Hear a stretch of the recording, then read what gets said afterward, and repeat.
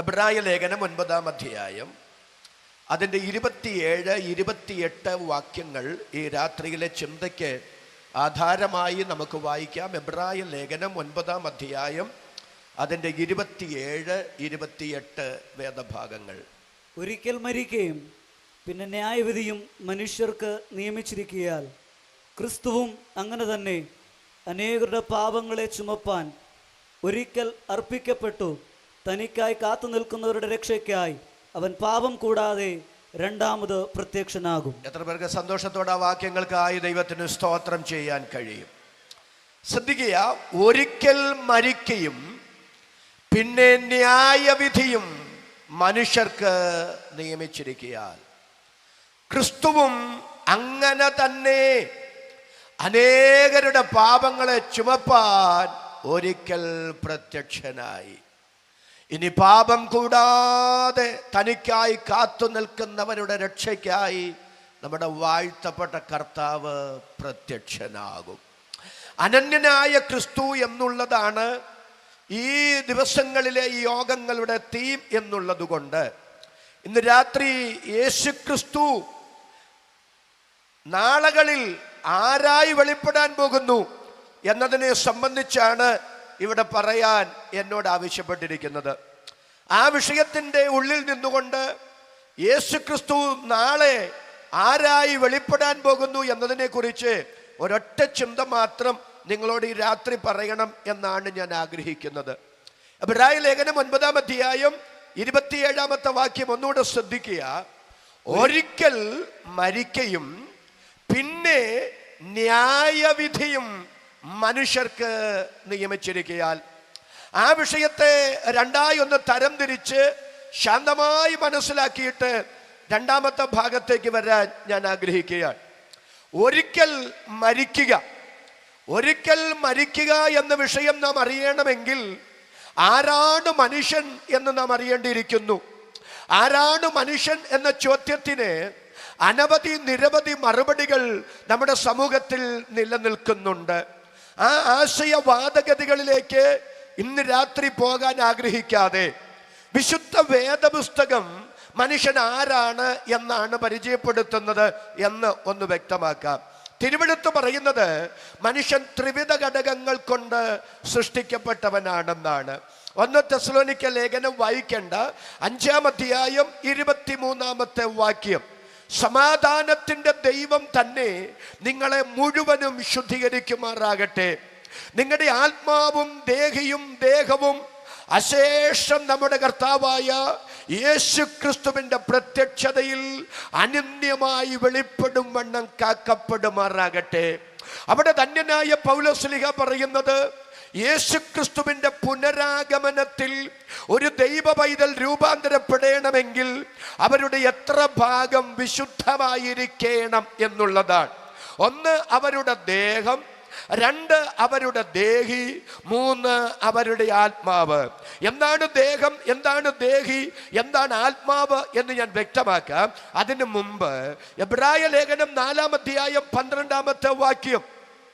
ദൈവത്തിൻ്റെ വചനം ഇരുവായുത്തലയുള്ള ഏതു വാളിനേക്കാൾ മൂർച്ചയേറിയതും പ്രാണനെയും ആത്മാവിനെയും സന്ധി മജ്ജകളെയും വേർപിരിക്കും വരെ തുളച്ചു ചെല്ലുന്നതുമാണ്. അവിടെ പരിശുദ്ധാത്മാവ് രേഖപ്പെടുത്തിയിരിക്കുന്നത് വിശുദ്ധ തിരുവെഴുത്ത് എവിടൊക്കെ പ്രസംഗിക്കപ്പെടുന്നു അവിടെ മനുഷ്യന്റെ 3 ഭാഗങ്ങളിൽ ദൈവത്തിന്റെ വചനം ക്രിയ ചെയ്യുന്നു. 1 മനുഷ്യന്റെ ആത്മാവിൽ, 2 മനുഷ്യന്റെ ദേഹിയിൽ, 3 മനുഷ്യന്റെ ദേഹത്തിൽ ദൈവത്തിന്റെ വചനം ക്രിയ ചെയ്യുന്നു. ഇതൊരു ജനറൽ കൺവെൻഷൻ ആയതുകൊണ്ട് ഈ ജനറൽ കൺവെൻഷന്റെ സമാപന രാത്രി അതൊന്ന് തൊട്ടു പറയാൻ എനിക്കൊരു നിയോഗമുണ്ട്.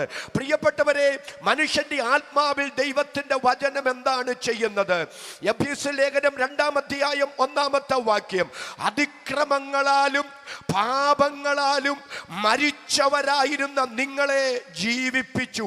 ഒന്നുകൂടെ പറയാം, പാപത്താൽ മനുഷ്യന്റെ ആത്മാവ് ചൈതന്യരഹിതമായി പോയി, മനുഷ്യന്റെ ആത്മാവ് നിർജീവമായി പോയി. അങ്ങനെ മനുഷ്യന്റെ ആത്മാവ് ചൈതന്യരഹിതമായി പോയതുകൊണ്ട്, മനുഷ്യന്റെ ആത്മാവ് നിർജീവമായി പോയതുകൊണ്ട് മനുഷ്യന് ദൈവത്തെ കുറിച്ച് ബോധ്യമില്ലാതെ പോയി. അതിന്റെ നാനാവശങ്ങളിലേക്ക് പ്രവേശിക്കാൻ ഞാൻ ആഗ്രഹിക്കുന്നില്ല. അങ്ങനെ ദൈവത്തെ കുറിച്ചുള്ള അവന്റെ കാഴ്ചപ്പാട് വികലമായി. എങ്ങനെ വികലമായി? മനുഷ്യന്റെ ആത്മാവ് ചൈതന്യരഹിതമായി പോയി, പാപത്താൽ അവന്റെ ആത്മാവ് നിർജീവമായി. എന്നാൽ മനുഷ്യന്റെ നിർജീവമായ ചൈതന്യരഹിതമായ ആത്മാവിനെ ജീവിപ്പിക്കുന്നത് ദൈവത്തിന്റെ വചനമാണ്. അതുകൊണ്ടാണ് കർത്താവ് പറഞ്ഞത്, ഞാൻ നിങ്ങളോട് സംസാരിച്ച വചനം ആത്മാവും ജീവനുമാകുന്നു. ആത്മാവും ജീവനുമാകുന്ന ദൈവത്തിന്റെ വചനം ഒരു മനുഷ്യന്റെ ആത്മാവിനെ ജീവിപ്പിക്കുമ്പോൾ അവനിൽ നടക്കുന്ന പ്രക്രിയയാണ് വീണ്ടും ജനനം. ആ വീണ്ടും ജനനത്താൽ അവനുണ്ടാകുന്ന വെളിപ്പാട് സത്യ ദൈവം ആരാണെന്നുള്ള ബോധ്യമാണ്. ഇന്ന് രാത്രി ആത്മാവ് ജീവിപ്പിക്കപ്പെട്ട് സത്യ ദൈവത്തെ തിരിച്ചറിയാൻ ഭാഗ്യം കിട്ടിയതിൽ ദൈവത്തോട് നന്ദി പറയുന്ന എത്ര ദൈവമക്കൾ ഈ ഗ്രൗണ്ടിൽ വന്നിട്ടുണ്ട്? അവരുടെ കരം ഞാനൊന്ന് കാണട്ടെ. കരവ് ശബ്ദവും ഉയർത്തി ദൈവത്തിന് സ്തോത്രം ചെയ്യാം. രണ്ട്, പാപത്താൽ മനുഷ്യന് അവന്റെ ദേഹി വഷളായി മാറി. അരാജകത്വത്തിന്റെ, വഷളത്വത്തിന്റെ, അധാർമികതയുടെ കൂത്തരങ്ങായി മാറി മനുഷ്യന്റെ ദേഹി. എന്നാൽ ദൈവ വചനത്താൽ ഒരുവൻ വീണ്ടും ജനനം പ്രാപിക്കുമ്പോൾ അവനിൽ സംഭവിക്കുന്ന അത്ഭുത രൂപാന്തരമാണ് ഒരു പുതിയ സൃഷ്ടിയായി മാറുക. വഷളത്വത്താൽ നിറയപ്പെട്ട ദേഹി മാറിയിട്ട് ക്രിസ്തുവിന്റെ പരിജ്ഞാനത്തിന് വിപരീതമായി ഉയരുന്ന സകല ഉയർച്ചകളെയും പിടിച്ചടക്കാൻ കഴിയും. ലോകത്തെ, പാപത്തെ, ജഡത്തെ, പിശാചിനെ ജയിക്കാൻ കഴിയുന്ന, പാപത്തെ പാപമായി, അധാർമികതയെ അധാർമികതയായി, വഷളത്വത്തെ വഷളത്വമായി, മ്ലേച്ഛതയെ മ്ലേച്ഛതയായി തിരിച്ചറിയാനും അർഹിക്കുന്ന ഗൗരവത്തോടെ പാപത്തെ കണ്ട് പാപത്തോട് പോരാടുന്നതിൽ പ്രാണത്യാഗത്തോളം എതിർത്ത് നിൽക്കാനും അതിൻ്റെ മേൽ ജയം പ്രാപിക്കാനും ഒരുവനെ കരുത്തുള്ളവനാക്കി മാറ്റുന്നത് ദൈവ വചനത്താൽ അവന്റെ ദേഹിക്കുണ്ടാകുന്ന മാറ്റമാണ്. കൃപയാൽ അത് അനുഭവിക്കാൻ ഭാഗ്യം കിട്ടിയതിൽ ദൈവത്തിന് സ്തോത്രം പറയുന്ന എത്ര പേര് ഈ രാത്രി ഇവിടെ വന്നിട്ടുണ്ട്? അതൊക്കെ മണിക്കൂറുകൾ വിശദീകരിക്കേണ്ടതാണ്, പക്ഷെ അതല്ല എൻ്റെ വിഷയം. അതുകൊണ്ട് ഞാൻ അവിടെ നിൽക്കുന്നില്ല. മൂന്ന്, പാപത്താൽ മനുഷ്യന്റെ ദേഹം ബലഹീനമായി. ശാരീരികമായ രോഗങ്ങൾ കൊണ്ട്, പ്രയാസങ്ങൾ കൊണ്ട് മനുഷ്യന്റെ ശരീരം ബലഹീനമായി. എന്നാൽ ദൈവത്തിന്റെ വചനം ആ ശാരീരിക ബലഹീനതകളെ മാറ്റുന്നു. തിരുവെഴുത്ത് പറയുന്നു, അവൻ തന്റെ വചനമയച്ച്. അറിയാവുന്നവർ ഒരുമിച്ചൊന്ന് സ്തോത്രം ചെയ്ത് പറഞ്ഞ്, അവൻ തന്റെ വചനമയച്ച് നമ്മെ സൗഖ്യമാക്കുന്നു. ദൈവവചനം നമ്മുടെ മനുഷ്യാത്മാവിനെ ജീവിപ്പിക്കുക മാത്രമല്ല, ദൈവത്തിന്റെ വചനം വഷളായ ദേഹിയെ മാറ്റുക മാത്രമല്ല, ദൈവത്തിന്റെ വചനം ശാരീരിക ബലഹീനതകളെ മാറ്റുന്നെങ്കിൽ, അത് അത്ഭുത രോഗശാന്തി തരുന്നെങ്കിൽ, എന്തുകൊണ്ട് ഇന്ന് രാത്രി ഈ സുവിശേഷ യോഗത്തിന്റെ സമാപന രാത്രി ഈ ദൈവവചനം പ്രസംഗിച്ചുകൊണ്ട് ഞാൻ നിൽക്കുമ്പോൾ, ഈ പ്രസംഗം നിങ്ങൾ കേട്ടുകൊണ്ടിരിക്കുമ്പോൾ ഒരത്ഭുത രോഗശാന്തി ഇതിനകത്ത് സംഭവിച്ചുകൂടാ? വിശ്വസിക്കുന്നവർക്ക് വേണ്ടി വ്യാപരിക്കുന്ന ദൈവശക്തി ഇന്ന് രാത്രി ഇതിനകത്ത് ആത്മാവിൽ തിരിച്ചറിഞ്ഞ് ദൈവത്തിന് സ്തോത്രം പറയാൻ എത്ര പേർക്ക് മനസ്സുണ്ട്? അവർക്കായി ഞാൻ ദൈവത്തെ സ്തുതിക്കുന്നു. ഇതൊരു ജനറൽ കൺവെൻഷൻ ആയതുകൊണ്ട് ഒരാത്മനിയോഗത്തോടെ ഞാൻ വിളിച്ചു പറയുകയാണ്. പ്രിയപ്പെട്ടവരെ, എല്ലാ രോഗങ്ങളെയും സൗഖ്യമാക്കാൻ മെഡിക്കൽ ഡോക്ടർമാർക്ക് കഴിയില്ല. എല്ലാ രോഗങ്ങളും ചികിത്സ കൊണ്ട് ഭേദമാകില്ല. കാരണം എല്ലാ രോഗങ്ങളും സ്വാഭാവികത കൊണ്ടല്ല. പല രോഗങ്ങളും സ്വാഭാവികമാണ്. പ്രകൃതിയുടെ പ്രതിഭാസങ്ങൾക്കുണ്ടാകുന്ന വ്യത്യാസങ്ങൾ നിമിത്തമോ പ്രായാധിക്യം നിമിത്തമോ ഒക്കെ നമുക്ക് രോഗങ്ങൾ ഉണ്ടാകാം. അതിനെ ഒരുപക്ഷെ ചികിത്സിച്ചാൽ മാറിയേക്കാം. പക്ഷെ എല്ലാ രോഗങ്ങളും അതല്ല. കാരണം ചില രോഗങ്ങളുടെയൊക്കെ പിറകിൽ കുടിയിരിക്കുന്നത് പൈശാചിക രോഗശക്തികളാണ്. ഒരു ഉദാഹരണം ഞാൻ വേദപുസ്തകത്തിൽ നിന്ന് നിങ്ങൾക്ക് കൈമാറാം. 12 വർഷമായി രക്തസ്രാവത്താൽ ഭാരപ്പെടുന്ന ഒരു സഹോദരി. ആ സഹോദരിയുടെ അകത്തൊരു വിശ്വാസത്തിന്റെ മുള പൊട്ടി. കർത്താവിന്റെ വസ്ത്രത്തിന്റെ തൊങ്ങലെ തൊട്ടാൽ എനിക്കൊരു അത്ഭുത രോഗശാന്തി ഉണ്ടാകും. ഞാൻ ആ ഭാഗം വായിക്കുമ്പോഴൊക്കെ ദൈവത്തിന് സ്തോത്രം ചെയ്യാറുണ്ട്. അതിനു മുമ്പ് ആരും കർത്താവിന്റെ വസ്ത്രത്തെ തൊട്ട് അത്ഭുത രോഗശാന്തി നേടിയതായി തിരുവെഴുത്തിൽ തെളിവില്ല. അവളോട് ആരും അങ്ങനെ അനുഭവം പറഞ്ഞിട്ടില്ല. ഞാനും നിന്നെ പോലെ രോഗിയായിരുന്നു, ഞാൻ ചെന്ന് കർത്താവിന്റെ വസ്ത്രത്തെ തൊട്ടപ്പോൾ എനിക്ക് സൗഖ്യം വന്നു, നീയും ചെന്നത്തോട്. അങ്ങനെ പ്രോത്സാഹനമായ ഒരു സാക്ഷ്യം അവൾക്ക് കൈമാറാൻ ആരും ഉണ്ടായിരുന്നില്ല. ഇന്നലകളിൽ ആരും കർത്താവിന്റെ വസ്ത്രത്തെ തൊട്ട് സൗഖ്യമായിട്ടില്ല.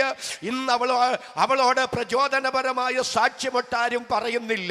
എന്നിട്ടും കർത്താവിന്റെ വസ്ത്രത്തെ തൊട്ടാൽ എനിക്കൊരു സൗഖ്യമുണ്ടാകുമെന്ന് അവൾക്ക് എങ്ങനെ മനസ്സിലായി?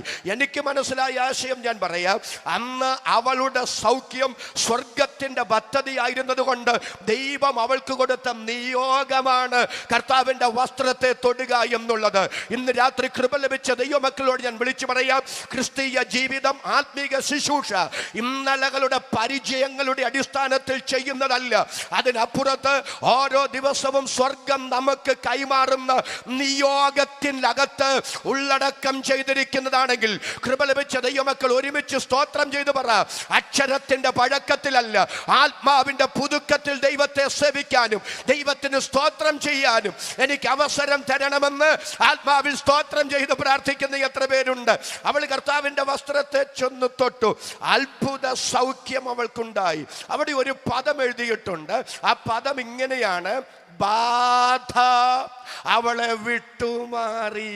ഞാൻ ആ സംഭവം നിങ്ങളുടെ ചിന്തയിലേക്കൊന്ന് കൊണ്ടുവരികയാണ്. ബാധ അവളെ വിട്ടുമാറി. ഇപ്പൊ 12 വർഷമായി ആ രോഗത്താൽ അവൾ ബാധിക്കപ്പെട്ടു. തിരുവെഴുത്ത് ഇങ്ങനെ പറയുന്നു: വൈദ്യന്മാരാൽ ഏറിയോന്ന് സഹിച്ചെന്ന. വൈദ്യന്മാരാൽ ഏറിയോന്ന് സഹിച്ചെന്ന് പറഞ്ഞാൽ അർത്ഥം എന്താ? അവൾക്ക് ട്രിപ്പ് ഇട്ടു, ഇഞ്ചക്ഷൻ ചെയ്തു. അങ്ങനെ ഇഞ്ചക്ഷൻ ചെയ്ത് ട്രിപ്പ് ഇട്ടിട്ട് കൈക്കൊക്കെ നീര് വന്നു, വേദന, മുറിവുണ്ടായി. അങ്ങനല്ല. വൈദ്യന്മാരാൽ ഏറിയോന്ന് സഹിച്ചെന്ന് പറഞ്ഞാൽ മറ്റൊരാശയം കൂടെ അവിടെ ഉണ്ട്. അവൾക്കുള്ളതെല്ലാം അവൾ വിറ്റ് തീർത്തു. അപ്പൊ വൈദ്യന്മാരാൽ ഏറിയോന്ന് സഹിച്ചെന്ന് പറഞ്ഞാൽ ആശയം എന്താണെന്നറിയാമോ? ഈ രോഗത്തിലൂടെ അവളുടെ സമ്പത്ത് മുഴുവൻ വൈദ്യന്മാര് തട്ടിയെടുത്തു. അപ്പൊ അത് ഇന്ന് തുടങ്ങിയതല്ല, ഇന്നലകളിൽ അങ്ങനെ ഉണ്ടായിരുന്ന കാര്യമാണ്. അന്നും ഇന്നും ഈ ചികിത്സ എന്ന് പറയുന്നത് ചിലർക്കൊരു ബിസിനസ് ആയിട്ട് മാറിയിരിക്കുകയാണ്. ഞാൻ ആ മേഖലയിലേക്ക് പോകാൻ ആഗ്രഹിക്കുന്നില്ല. ഇപ്പൊ വൈദ്യന്മാരാൽ ഏറിയോ എന്ന് സഹിച്ചെന്ന് പറഞ്ഞാൽ അവൾക്കുണ്ടായിരുന്നതെല്ലാം ഈ രോഗം മുഖാന്തരം അവര് തട്ടിയെടുത്തു. എല്ലാം അവൾ വിറ്റുപിറക്കി. ആ രോഗം ഒന്ന് അവൾക്കുണ്ടായിരുന്ന ഭൗതിക നന്മകളെയെല്ലാം തകർത്ത് കളഞ്ഞു. ആ രോഗം 2 അവളെ മാനസികമായി തകർത്തു. ഇങ്ങനെ വായിക്കുന്നത് ഏറ്റവും ഭയപരവശയായെന്ന്.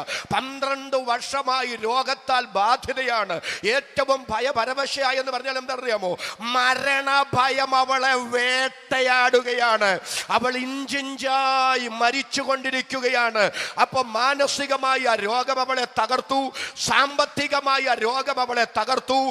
ദൈവത്തിന് സ്തോത്രം, ശാരീരികമായി ആ രോഗം അവളെ ബലഹീനയാക്കി. പക്ഷെ ഇന്ന് രാത്രി ഞാൻ സ്തോത്രം ചെയ്ത് പറയുന്നു, 12 വർഷം വൈദ്യന്മാർ അവളെ മാറി ചികിത്സിച്ചിട്ടും അവൾക്കുണ്ടായിരുന്നതെല്ലാം വിറ്റവൾ മുടക്കിയിട്ടും എന്തേ രോഗം സൗഖ്യമായില്ല? രോഗം സൗഖ്യമാകാഞ്ഞതിന്റെ കാരണം അതൊരു സ്വാഭാവിക രോഗമല്ല, ബാധ അവളെ വിട്ടുമാറിയെന്നാണ്. അതിന്റെ പിന്നിൽ കുടിയിരുന്നൊരു പൈശാചിക രോഗാത്മാവുണ്ടായിരുന്നു. ആ രോഗാത്മാവ് ഉന്നം വെച്ചത് അവളുടെ ശരീരത്തെ മാത്രമല്ല, അവളുടെ മനസ്സിനെ തളർത്തിക്കളഞ്ഞെങ്കിൽ, അവളുടെ സമ്പത്തിനെ ഇല്ലാതെയാക്കിയെങ്കിൽ, എൻ്റെ ഗ്രാമീണ ഭാഷയിൽ പറഞ്ഞാൽ അവളെ വഴിയാധാരമാക്കിയെങ്കിൽ, ഇന്ന് രാത്രി എൻ്റെ വചനം കേട്ടുകൊണ്ടിരിക്കുന്ന ഏതെങ്കിലും ഒരു അഭിഷക്തനെതിരെ, ഏതെങ്കിലും ഒരു വിശ്വാസിക്കെതിരെ നിങ്ങളുടെ ശരീരത്തിന്റെ ആരോഗ്യത്തെ ലക്ഷ്യമാക്കി, നിങ്ങളുടെ സാമ്പത്തിക മേഖലകളെ ലക്ഷ്യമാക്കി, നിങ്ങളുടെ മാനസിക നന്മകളെ ലക്ഷ്യമാക്കി ഇരുളിന്റെ ശക്തി ശക്തികൾ തൊടുത്തുവിട്ടിട്ടുള്ള ഏതെങ്കിലും രോഗത്തിന്റെ ആത്മാവുണ്ടെങ്കിൽ ഇപ്പോൾ സ്വർഗത്തിനും ഭൂമിക്കും നാഥനായ നസറയനായ യേശു ക്രിസ്തുവിന്റെ അധികാരമുള്ള നാമത്തിൽ അത്ഭുത രോഗശാന്തി വചനത്താൽ ഇതിനകത്ത് സംഭവിക്കട്ടെ. വിശ്വസിക്കുന്നവർക്ക് വേണ്ടി വ്യാപരിക്കുന്ന ദൈവശക്തി ഇന്ന് രാത്രി പന്തലിന്റെ കീഴിൽ തിരിച്ചറിയുന്ന ദൈവമക്കൾ അധരം തുറന്ന് അല്പനിമിഷം കരമടിച്ച് ഈ രാത്രി ദൈവത്തിന് സ്തോത്രം ചെയ്യുക. ഒരാത്മ നിയോഗത്തോടെ അധികാരത്തോടെ ഞാൻ വിളിച്ചു പറയുന്നു, ശാരീരികമായി ധന്യപ്പിക്കുന്ന, മാനസികമായി സംഘർഷത്തിലാക്കുന്ന സാമ്പത്തിക മേഖലയെ തകർക്കാൻ ഇന്ന് രാത്രി ഏതെങ്കിലും കുടുംബങ്ങളിൽ, വ്യക്തികളിൽ രോഗാത്മാവായി കുട്ടിയിരിക്കുന്ന പൈശാചിക ശക്തികളുണ്ടെങ്കിൽ പാമ്പുകളെയും തേളുകളെയും ചവിട്ടാൻ, ശത്രുവിന്റെ സകല ബലത്തെയും കെടുത്താൻ അധികാരം തന്ന് യേശു ക്രിസ്തുവിന്റെ നാമത്തിൽ ഈ രാത്രിയ പൈശാചിക മണ്ഡലങ്ങൾ അഴിഞ്ഞു മാറുന്ന രാത്രിയാകട്ടെ. വിശ്വാസത്താൽ എന്നോട് ചേർന്ന് ആമേൻ പറയാൻ ആത്മാവിൽ നിയോഗമുള്ള എത്ര പേര് ഇവിടെ വന്നിട്ടുണ്ട്? ആ കരവ് ശബ്ദവും ഉയർത്തി ഒരിക്കൽ കൂടി ദൈവത്തിന് നന്ദി പറയാ. ദൈവത്തിന് സ്തോത്രം. ഞാൻ വിഷയത്തിലേക്ക് മടങ്ങി വരട്ടെ പ്രിയരെ. അപ്പം ഒന്ന്, മനുഷ്യന്റെ ആത്മാവിനെ ദൈവത്തിന്റെ വചനം ജീവിപ്പിക്കുന്നു, വഷളായ ദേഹിക്ക് പരിഹാരം വരുത്തുന്നു, മനുഷ്യന്റെ ശരീരത്തിന്റെ ബലഹീനതയെ, രോഗത്തെ ദൈവത്തിന്റെ വചനം സൗഖ്യമാക്കുന്നു. അപ്പൊ ത്രിവിധ ഘടകങ്ങൾ: മനുഷ്യന്റെ ദേഹം, ദേഹി, ആത്മാവ്. ഇനി എന്താ ദേഹം? ദേഹം എന്താന്ന് പറയാ? കണ്ണ്, മൂക്ക്, നാക്ക്, ത്വക്ക്, ചെവി, കയ്യ്, കാല് ഒക്കെ ഉള്ള അവനവൻ കഴിക്കുന്ന ആഹാരത്തിന്റെ അളവനുസരിച്ചോ പാരമ്പര്യം അനുസരിച്ചോ ചീറുന്ന ഈ മാംസപിണ്ഡത്തിന് പറയുന്ന പേരാണ് മനുഷ്യന്റെ ദേഹം. എന്താണ് ദേഹത്തിന്റെ ഡെഫിനിഷൻ? ഒന്ന്, ഇത് മണ്ണിൽ നിന്നെടുത്തതാണ്. വിശുദ്ധ തിരുവെഴുത്ത് പറയുന്നു, ഭൂമിയിലെ ദൈവത്തിന്റെ സൃഷ്ടിയായ മണ്ണിൽ നിന്നാണ് മനുഷ്യനെ നിർമ്മിച്ചത്. അപ്പോൾ ഒന്ന്, ഇത് മണ്ണിൽ നിന്നെടുത്തു. രണ്ട്, മണ്ണിനാൽ പോഷിപ്പിക്കപ്പെടുന്നു.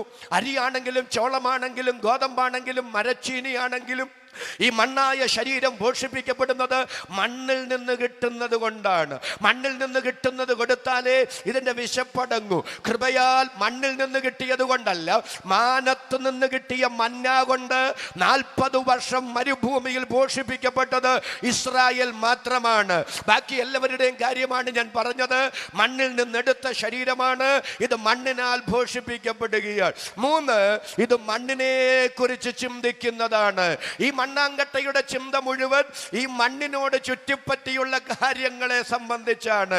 ഒരു ഉദാഹരണം പറയുമ്പോൾ നിങ്ങൾക്കത് മനസ്സിലാകും. ഈ രാത്രി ഞാൻ ഇവിടെ നിന്ന് മുത്തുപവിടം, മാണിക്യം, മരതകം, ഗോമേതകം, പുഷ്യരാഗം, ഇന്ദ്രനീലം എന്നിങ്ങനെ നഗവർണികളോടുകൂടെ തീർത്ത സ്വച്ഛ സ്ഫടിക തുല്യമായ തങ്കത്താഴികക്കുടങ്ങളോടുകൂടിയ പുത്തനാം യെരൂശലേമിനെ വെളിപ്പാട് പുസ്തകത്തിൽ നിന്ന് എടുത്ത് 1.5 മണിക്കൂർ ഇവിടെ വാചാലമായി പ്രസംഗിച്ചിട്ട് അവസാനം നിങ്ങളോട് പറയുകയാണ്, നമുക്കെല്ലാവർക്കും എഴുന്നേറ്റ് നിൽക്കാം, ഒരു പ്രത്യാശയുടെ ഗീതം ചേർന്ന് പാടി ആത്മാവിൽ ദൈവത്തിന് സ്തോത്രം ചെയ്യുക. ധാരാളം സുവിശേഷ പ്രഭാഷണ വേദികളിൽ പാടി പഴകി പരിചയമുള്ള ബിനോയ് പാസ്റ്ററോടും സഹപ്രവർത്തകരോടും ഇന്ന പാട്ട് പാടണമെന്ന് ഞാൻ പറയേണ്ട കാര്യമില്ല. എൻ്റെ പ്രഭാഷണത്തിൻ്റെ മധ്യഭാഗം കഴിയുമ്പോഴേ അവർ പാട്ട് തയ്യാറാക്കി വെക്കും. ഏതാണ് പാട്ട്? പുത്തനാം യെരൂശലേമിൽ എത്തും കാലം ഓർക്കുമ്പോൾ. പക്ഷെ ഒരു 10-15 മിനിറ്റ് കഴിയുമ്പോൾ ആവേശമൊക്കെ താനേ അണയും. എൻ്റെ പൊന്നു KJ തോമസ് മാസ്റ്റേ, ശക്തമായൊരു മഴ പെയ്ത് കഴിഞ്ഞു. കൃപയാൽ അല്പസമയത്തേക്ക് മഴ മാറി നിൽക്കുകയാണ്. ഇനി എപ്പോഴാണ് കനത്ത മഴ വരുന്നെന്ന് അറിഞ്ഞുകൂടാ. ഞങ്ങൾക്ക് നാളെ സഭായോഗത്തിൽ നേരെ ഇവിടെ എത്തണം. തിരുമേശയുണ്ട്, ശിശു സമർപ്പണമുണ്ട്, പല കാര്യങ്ങളുണ്ട്. മാത്രമല്ല ആഹാരത്തിൻ്റെ ക്രമീകരണങ്ങളൊക്കെ ഇതിന് ശേഷം ചെയ്യണം. അതുകൊണ്ട് പാസ്റ്റർ ഒന്ന് പ്രസംഗം പാട്ടൊന്ന് നിർത്തിയിട്ട് പ്രാർത്ഥിച്ച് ആശീർവാദം പറയാൻ അവസരം കൊടുക്ക് എന്ന് നിങ്ങൾ താനായി തന്നെ ചിന്തിക്കാൻ സാധ്യതയുണ്ട്.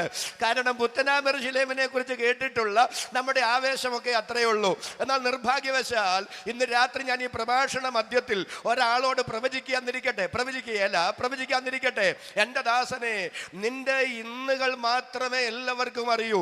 എന്നാൽ ഞാൻ നിന്റെ ഇന്നലകളെ അറിയുന്ന ദൈവമാണ്.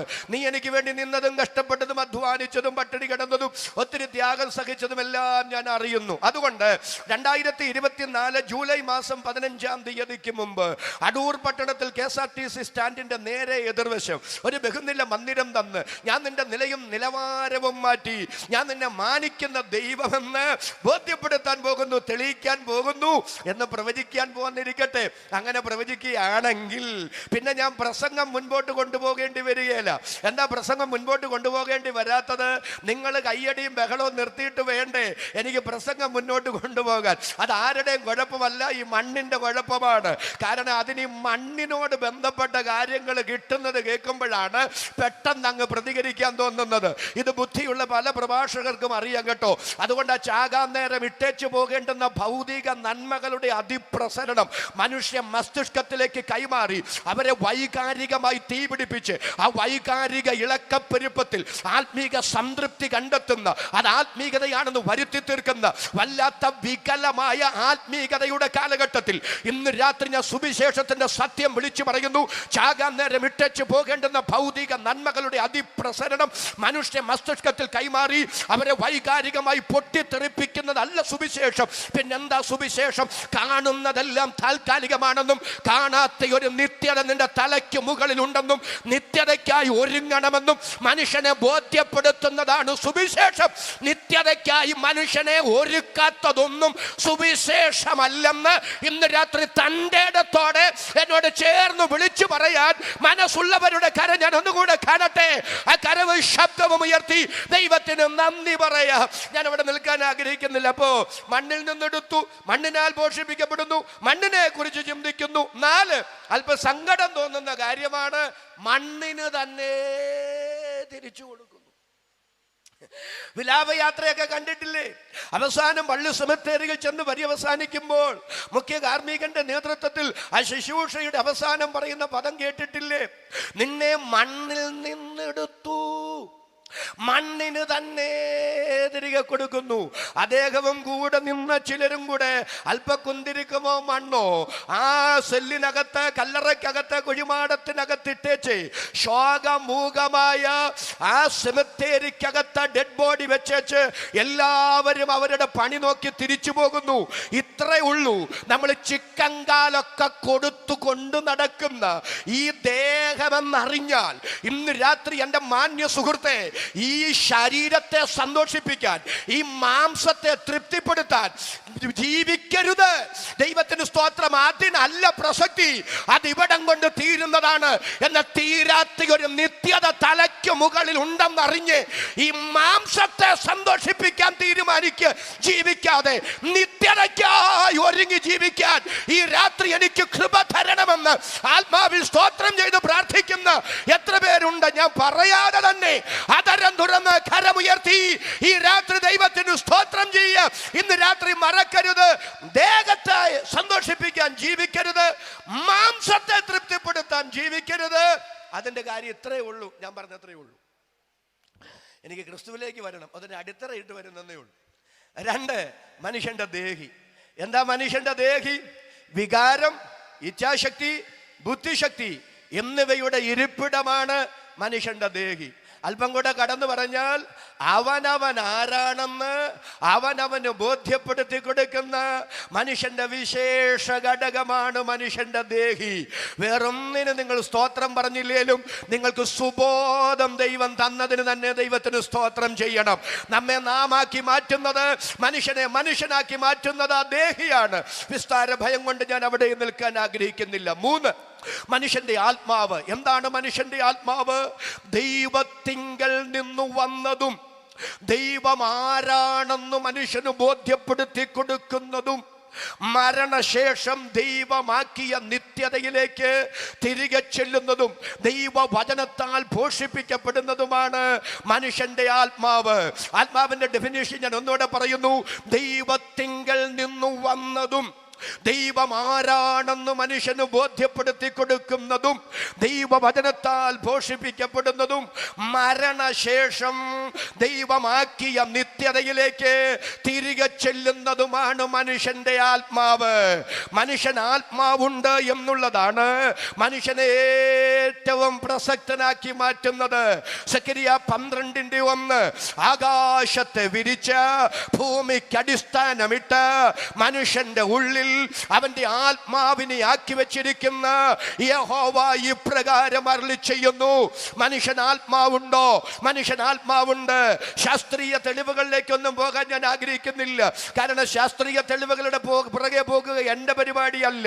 ശാസ്ത്രീയ തെളിവുകളെക്കാൾ എനിക്ക് വിശ്വാസം ദൈവത്തിന്റെ വചനമാണ്. മനുഷ്യൻ ആത്മാവുണ്ട് എന്നതിന് 2 സാക്ഷികളെ ദൈവം തെളിവിനായി നിർത്തിയിരിക്കുന്നു. ഏതാണ് ആ സാക്ഷികൾ? ശ്രദ്ധിക്കുക.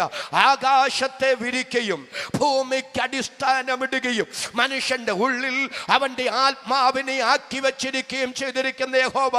നമ്മുടെ തലയ്ക്ക് മുകളിൽ കാണുന്ന ആകാശം ഒരു സത്യമാണെങ്കിൽ, നാം കാലൂന്നി നിൽക്കുന്ന ഭൂമി ഒരു യാഥാർത്ഥ്യമാണെങ്കിൽ, ഈ ഭൂമി യാഥാർത്ഥ്യമായിരിക്കുന്നത് പോലെ ആകാശം സത്യമായിരിക്കുന്നത് പോലെ നിഷേധിക്കാൻ കഴിയാത്ത യാഥാർത്ഥ്യമാണ് മനുഷ്യൻ ആത്മാവുണ്ട് എന്നുള്ളതും.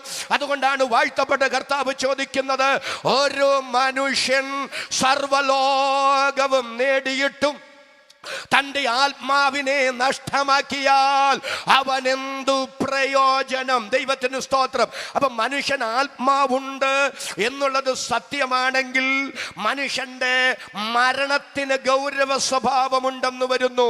മനുഷ്യ ജീവിതത്തിന് പ്രസക്തി ഉണ്ടെന്ന് വരുന്നു. മരണത്തിനപ്പുറത്ത് മനുഷ്യനൊരു ജീവിതമുണ്ടോ? 2 കാര്യങ്ങൾ പറഞ്ഞിട്ട് 3ാമത്തെ ചിന്തയിലേക്ക് വരും. ഒരിക്കൽ മരിക്കുക മാത്രമല്ല, പിന്നെ ന്യായവിധിയും മനുഷ്യനെ നിയമിച്ചിരിക്കുകയാണ്. പ്രിയപ്പെട്ടവരെ, മനുഷ്യന്റെ ജീവിതത്തിന് പ്രസക്തിയുണ്ട്. മനുഷ്യന്റെ മരണത്തിന് ഗൗരവ സ്വഭാവമുണ്ട്. ഞാൻ ഒരിക്കലും മറക്കാത്ത ദിവസമാണ് ഇറാഖിന്റെ കരുത്തുറ്റ ഭരണാധികാരി സദാം ഹുസൈനെ തൂക്കുകയറിന് വിട്ടുകൊടുത്ത ദിവസം. ലോകത്തിന്റെ വിവിധ ഭാഗങ്ങളിൽ പ്രതിഷേധത്തിന്റെ അലയൊലികൾ ഉണ്ടായി. കൊച്ചു കേരളത്തിലും പ്രതിഷേധമുണ്ടായി. അന്ന് ഞാൻ കോട്ടയത്തിനടുത്ത് മീനടം എന്ന് പറയുന്ന സ്ഥലത്ത് ഒരു യോഗത്തിൽ പ്രസംഗിക്കാൻ പോകുന്ന സമയത്തെൻ്റെ വാഹനം പല സ്ഥലത്ത് പ്രതിഷേധക്കാരെ തടഞ്ഞിട്ടു. അങ്ങനെ തടഞ്ഞിട്ട് മുണ്ടക്കയത്തെത്തിയപ്പോൾ ഒരു സമയമായി. അങ്ങനെ മുണ്ടക്കയത്തിന്റെ വാഹനം തടഞ്ഞിട്ടിട്ട് ഞാൻ ആ വാഹനത്തിൽ ഇങ്ങനെ ഇരിക്കുമ്പോൾ ഇവിടുത്തെ ഒരു പ്രബലമായ രാഷ്ട്രീയ പാർട്ടിയുടെ ചുറുചുറുക്കുള്ള ചെറുപ്പക്കാരെ മുഷ്ടി ചുരുട്ടി അന്തരീക്ഷത്തിലേക്ക് വലിച്ചെറിഞ്ഞ് ഉശിരൻ മുദ്രാവാക്യം വിളിക്കുകയാണ്. ആ മുദ്രാവാക്യം കേട്ടപ്പോ എനിക്ക് തന്നെ ഒരു ആവേശം തോന്നി. അവര് പറയുകയാണ്, മരിക്കാൻ ഞങ്ങൾക്ക് മനസ്സില്ല, കരയാൻ ഞങ്ങൾക്ക് മനസ്സില്ല.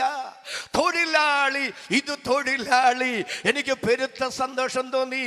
മരിക്കാൻ അവർക്ക് മനസ്സില്ല, കരയാൻ അവർക്ക് മനസ്സില്ല. എൻ്റെ ചോദ്യം, മരിക്കാൻ ആർക്കാ മനസ്സ്? കരയാൻ ആർക്കാ മനസ്സ്? മരിക്കാനും കരയാനും ആർക്കും മനസ്സില്ല. അതല്ലേ യാഥാർത്ഥ്യം?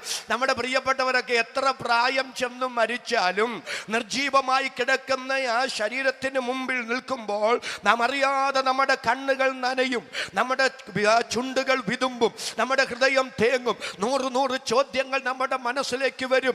ഈ രോഗം അല്പം കൂടെ നേരത്തെ കണ്ടുപിടിക്കാൻ പറ്റിയിരുന്നെങ്കിൽ, അല്പം കൂടെ മിടുക്കനായ ഒരു ഡോക്ടറെ സമീപിക്കാൻ കഴിഞ്ഞിരുന്നെങ്കിൽ, അല്പം കൂടെ ആധുനിക സജ്ജീകരണങ്ങളുള്ള ഒരു ആശുപത്രിയിൽ അഡ്മിറ്റ് ആക്കാൻ കഴിഞ്ഞിരുന്നെങ്കിൽ.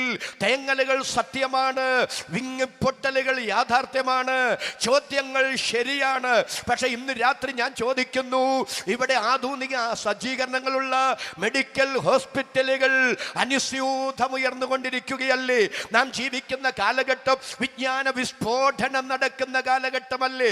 മറ്റേതൊരു കാലഘട്ടത്തെക്കാൾ മനുഷ്യ മസ്തിഷ്കം ഇവിടെ അതിവേഗം വളർന്നുകൊണ്ടിരിക്കുകയാണ്. വിജ്ഞാനത്തിന്റെ നീട്ടിയ കരം കൊണ്ട് മനുഷ്യൻ പ്രപഞ്ചത്തെ മുഴുവൻ പിടിച്ചെടുത്ത് അവന്റെ കാൽ കീഴെ ചവിട്ടി മെതിച്ചു കഴിഞ്ഞു. അന്യഗ്രഹങ്ങളിലേക്ക് മനുഷ്യനെ പറിച്ചു നടാൻ ശാസ്ത്രം ഇവിടെ അശ്രാന്ത പരിശ്രമങ്ങൾ നടത്തിക്കൊണ്ടിരിക്കുകയാണ്. ഇത് വിജ്ഞാന വിസ്ഫോടനം സ്ഫോടനം നടക്കുന്ന കാലഘട്ടമാണ്. എന്നാൽ ശാസ്ത്രത്തോടുള്ള മുഴുവൻ ആദരവും നിലനിർത്തി ഒരു സുവിശേഷകൻ എന്ന നിലയിൽ ഞാൻ വിളിച്ചു പറയുന്നു, ശാസ്ത്ര മനുഷ്യ, നിന്റെ തലച്ചോറെത്ര വളർന്നാലും, വിജ്ഞാന വിസ്ഫോടനം ഇവിടെ സംഭവിച്ചാലും, വിജ്ഞാനത്തിന്റെ നീട്ടിയ വിരൽ തുമ്പുകൊണ്ട് പ്രപഞ്ചത്തെ മുഴുവൻ നീ നിന്റെ വരുതിയിൽ നിർത്തിയാലും, മരണത്തിന് മറുമരുന്ന് കണ്ടുപിടിക്കാൻ നിന്നെ കൊണ്ട് കഴിയില്ല. എന്തുകൊണ്ട് കഴിയില്ല? ഒരിക്കൽ മരിക്കയും പിന്നെ ന്യായവിധിയും ദൈവം മനുഷ്യർക്ക് വെച്ച വ്യവസ്ഥയാണെങ്കിൽ ആ ദൈവിക വ്യവസ്ഥക്കകത്ത് കൈ കടത്തി നീ ജയിക്കാൻ ദൈവം സമ്മതിക്കില്ല. എന്നോട് ചേർന്ന വാക്കിന് ആമേൻ പറയാൻ കരുത്തുള്ള എത്ര പേര് ഈ രാത്രി ഇവിടെയുണ്ട്? അവർക്കായി ഞാൻ ദൈവത്തെ സ്തുതിക്കുന്നു. ദൈവത്തിന് സ്തോത്രം. അപ്പോ മരണം കൊണ്ട് എല്ലാം അവസാനിക്കുകയാണോ? അല്ല. മരണത്തിനപ്പുറത്ത് മനുഷ്യന് ഒരു ജീവിതമുണ്ട്. മരണത്തിനപ്പുറത്ത് മനുഷ്യനൊരു ജീവിതമുണ്ടോ എന്ന ചോദ്യത്തിന് തിരുവെഴുത്ത് എന്താ പറയുന്നത്? ഒരിക്കൽ മരിക്കുക മാത്രമല്ല, ഒരു ന്യായവിധിയും മനുഷ്യർക്ക് നിയമിച്ചിരിക്കുകയാണ്. മരണത്തിനപ്പുറത്ത് മനുഷ്യന് ഒരു ജീവിതമുണ്ടോ? സാധാരണഗതിയിൽ മനുഷ്യനോട് ചോദിച്ചാൽ മരണത്തിനപ്പുറത്തൊരു ജീവിതം ഉണ്ടോ എന്ന് ചോദിച്ചാൽ മനുഷ്യന് പറയുന്ന മറുപടി ഇല്ലെന്നാണ്. ഈ ചില വർഷങ്ങൾക്ക് പിറകില് ഒരു സമുദായത്തിന്റെ ഉത്തരവാദിത്തപ്പെട്ട മേലധ്യക്ഷൻ ഒരു പത്രസമ്മേളനം നടത്തുകയാണ്. പത്രസമ്മേളനം നടത്തിക്കൊണ്ടിരിക്കുമ്പോൾ മാധ്യമപ്രവർത്തകർ ആദ്യം ഒരു കുസൃതി ചോദ്യമായിട്ട് അദ്ദേഹത്തോട് ചോദിച്ചു, താങ്കൾക്ക് സ്വർഗത്തിലും നരകത്തിലും വിശ്വാസമുണ്ടോ? അതിന് ആ മാന്യ അദ്ദേഹം പറഞ്ഞ മറുപടി ഇല്ല, എനിക്ക് സ്വർഗത്തിലും വിശ്വാസമില്ല, നരകത്തിലും വിശ്വാസമില്ല. ആശ്ചര്യപരതന്ത്രരായി അവർ ചോദിച്ചു, കാരണം ഉത്തരവാദിത്തപ്പെട്ട ഒരാളാണ്. അദ്ദേഹത്തോട് ചോദിച്ചു, അതെന്താ അങ്ങേക്ക് സ്വർഗത്തിലും നരകത്തിലും വിശ്വാസമില്ലാത്തത്? അതിന് അദ്ദേഹം പറഞ്ഞ മറുപടി, മരിച്ചവരാരും മരിച്ച് സ്വർഗത്തിൽ പോയി സ്വർഗം കണ്ടു എന്ന് പറയാൻ തിരിച്ചു വന്നതായി വിശ്വസനീയമായ ഒരു തെളിവും എൻ്റെ കയ്യിലില്ല. മരിച്ചവരാരും മരിച്ചും നരകത്തിൽ പോയി നരകം ഞാൻ കണ്ടു എന്ന് പറയാൻ തിരിച്ചു വന്നതായി എൻ്റെ കയ്യിൽ ഒരു ആധികാരിക തെളിവില്ല. അതുകൊണ്ട് മരിച്ചവരാരും മരിച്ചു സ്വർഗത്തിലോ നരകത്തിലോ പോയി ഇത് രണ്ടും കണ്ട് രണ്ടും ഉണ്ടെന്ന് പറയാൻ മടങ്ങി വന്നതായി എൻ്റെ കയ്യിൽ തെളിവില്ലാത്തിടത്തോളം കാലം സ്വർഗമുണ്ടെന്ന് ഞാൻ വിശ്വസിക്കുന്നില്ല, നരകമുണ്ടെന്ന് ഞാൻ വിശ്വസിക്കുന്നില്ല. അതാണ് അദ്ദേഹം പറഞ്ഞത്. ഇനി മഹാഭൂരിപക്ഷം മനുഷ്യരോട് നിങ്ങൾ വ്യക്തിപരമായി ചോദിച്ചു നോക്കിക്കേ. എത്രയോ പേരോട് വ്യക്തിപരമായ സുവിശേഷീകരണത്തിൽ ഞാൻ ചോദിച്ചിട്ടുണ്ടെന്നറിയാവോ? അച്ഛാ, സ്വർഗത്തിൽ പോകണ്ടേ? അമ്മാമേ, ഇങ്ങനെ പോയാൽ നരകത്തിൽ പോകില്ലേ? അതിൽ മഹാഭൂരിപക്ഷം മനുഷ്യരും എന്നോട് പറഞ്ഞിട്ടുള്ള മറുപടി, ഉപദേശി, അതെല്ലാം ഇവിടെ തന്നെയാണ്. ഏതെല്ലാം ഇവിടെ തന്നെയാണ്? സ്വർഗം ഇവിടെയാണ്, നരകം ഇവിടെയാണ്. നല്ലത് ചെയ്താൽ നല്ലത് ഇവിടെ കിട്ടും, മോശം കാര്യങ്ങൾ ചെയ്താൽ മോശം കാര്യങ്ങൾ ഇവിടെ കിട്ടും. അപ്പം നല്ലതിന് നന്മ കിട്ടുന്ന സ്വർഗം ഇവിടെയാണ്, തിന്മയ്ക്ക് തിന്മ പകരം കിട്ടുന്ന നരകവും ഇവിടെ തന്നെയാണ്. ഇതിനപ്പുറത്തൊരു സ്വർഗത്തെക്കുറിച്ച്, ഇതിനപ്പുറത്തൊരു നരകത്തെക്കുറിച്ച്, ഇതിനപ്പുറത്തൊരു ന്യായവിധിയെക്കുറിച്ച് മനുഷ്യർ ബോധവാന്മാരല്ല, ബോധവതികളല്ല. എന്നാൽ ഇന്ന് രാത്രി വിശുദ്ധ ബൈബിൾ ഉയർത്തിപ്പിടിച്ചുകൊണ്ട് ഞാൻ സ്തോത്രം ചെയ്തു പറയുന്നു, സ്വർഗം ഇവിടെയല്ല, നരകം ഇവിടെയല്ല. ഇവിടം കൊണ്ടൊന്നും അവസാനിക്കുന്നില്ല. ആ വാക്യം നിങ്ങൾ മറക്കരുത്. ഒരിക്കൽ മരിക്കയും പിന്നെ ന്യായവിധിയും മനുഷ്യർക്ക് നിയമിച്ചിരിക്കയാൽ ക്രിസ്തുവും അങ്ങനെ തന്നെ അനേകരുടെ പാപങ്ങളെ ചുമപ്പാൻ ഒരിക്കൽ പ്രത്യക്ഷനായി. ഇന്ന് രാത്രി കറ തീർന്ന് ഞാൻ വിളിച്ചു പറയുകയാണ്, ഇവിടം കൊണ്ട് ജീവിതം അവസാനിച്ചിരുന്നെങ്കിൽ, ഒരു സ്വർഗം ഉണ്ടായിരുന്നില്ലെങ്കിൽ, ഒരു നരകം ഉണ്ടായിരുന്നില്ലെങ്കിൽ, ഒരു ന്യായവിധി ഉണ്ടായിരുന്നില്ലെങ്കിൽ, ക്രിസ്തു മണ്ണിൽ വരേണ്ടി വരില്ലായിരുന്നു, ക്രിസ്തു ക്രൂശിൽ മരിക്കേണ്ടി വരില്ലായിരുന്നു. ക്രിസ്തു മണ്ണിൽ വരേണ്ടി വന്നത്, ക്രിസ്തു ക്രൂശിൽ മരിക്കേണ്ടി വന്നത് ഒരു ന്യായവിധി ഉള്ളത് കൊണ്ടാണ്, ഒരു സ്വർഗമുള്ളത് കൊണ്ടാണ്, ഒരു നരകമുള്ളത് കൊണ്ടാണ്. മനുഷ്യന്റെ ജീവിതം ഇവിടം കൊണ്ട് അവസാനിക്കാത്തത് കൊണ്ടാണ്. എത്ര പേർക്ക് എന്നോട് ചേർന്ന് ആമേൻ പറയാൻ ഈ രാത്രി മനസ്സുണ്ട്? സ്വർഗമുണ്ടോ? ഉണ്ട്. നരകമുണ്ടോ? ഉണ്ട്. ന്യായവിധി ഉണ്ടോ? ഉണ്ട്. ഇതിനപ്പുറത്തൊരു ജീവിതം ഉണ്ടോ? ഉണ്ട്. എന്താ അതിന്റെ തെളിവ്? അതിന്റെ തെളിവ് യേശു ഒരിക്കൽ ഇവിടെ പ്രത്യക്ഷനായതാണ്. അതിന് ആമേൻ പോരാ. കരം ഉയർത്തി ഒരു നല്ല ആമേൻ ശബ്ദമുയർത്തി പറയാം. യേശു ക്രിസ്തു ഒരിക്കൽ ഇവിടെ മനുഷ്യനായി വന്നത്, വരേണ്ടി വന്നത് ഒരു സ്വർഗമുള്ളത് കൊണ്ടാണ്, ഒരു നരകമുള്ളത് കൊണ്ടാണ്, ഒരു ന്യായവിധി ഉള്ളത് കൊണ്ടാണ്. അടുത്തത്, സ്വർഗമുണ്ടോ? ഉണ്ട്. നരകമുണ്ടോ? ഉണ്ട്. ന്യായവിധി ഉണ്ടോ? ഉണ്ട്. എന്താ അതിന്റെ തെളിവ്?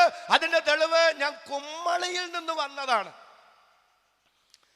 അതെന്നാ KJ തോമസ് പാസ്റ്ററേ, അവിടെയുള്ളവർക്കെല്ലാം സ്വർഗമുണ്ട്, നരകമുണ്ട്, ദൈവമുണ്ട്, ന്യായവിധി ഉണ്ടെന്ന് ഉറപ്പുണ്ടോ? ഇല്ല. അവിടെയും സ്വർഗമില്ല, ദൈവമില്ല, നരകമില്ല, ന്യായവിധി ഇല്ല.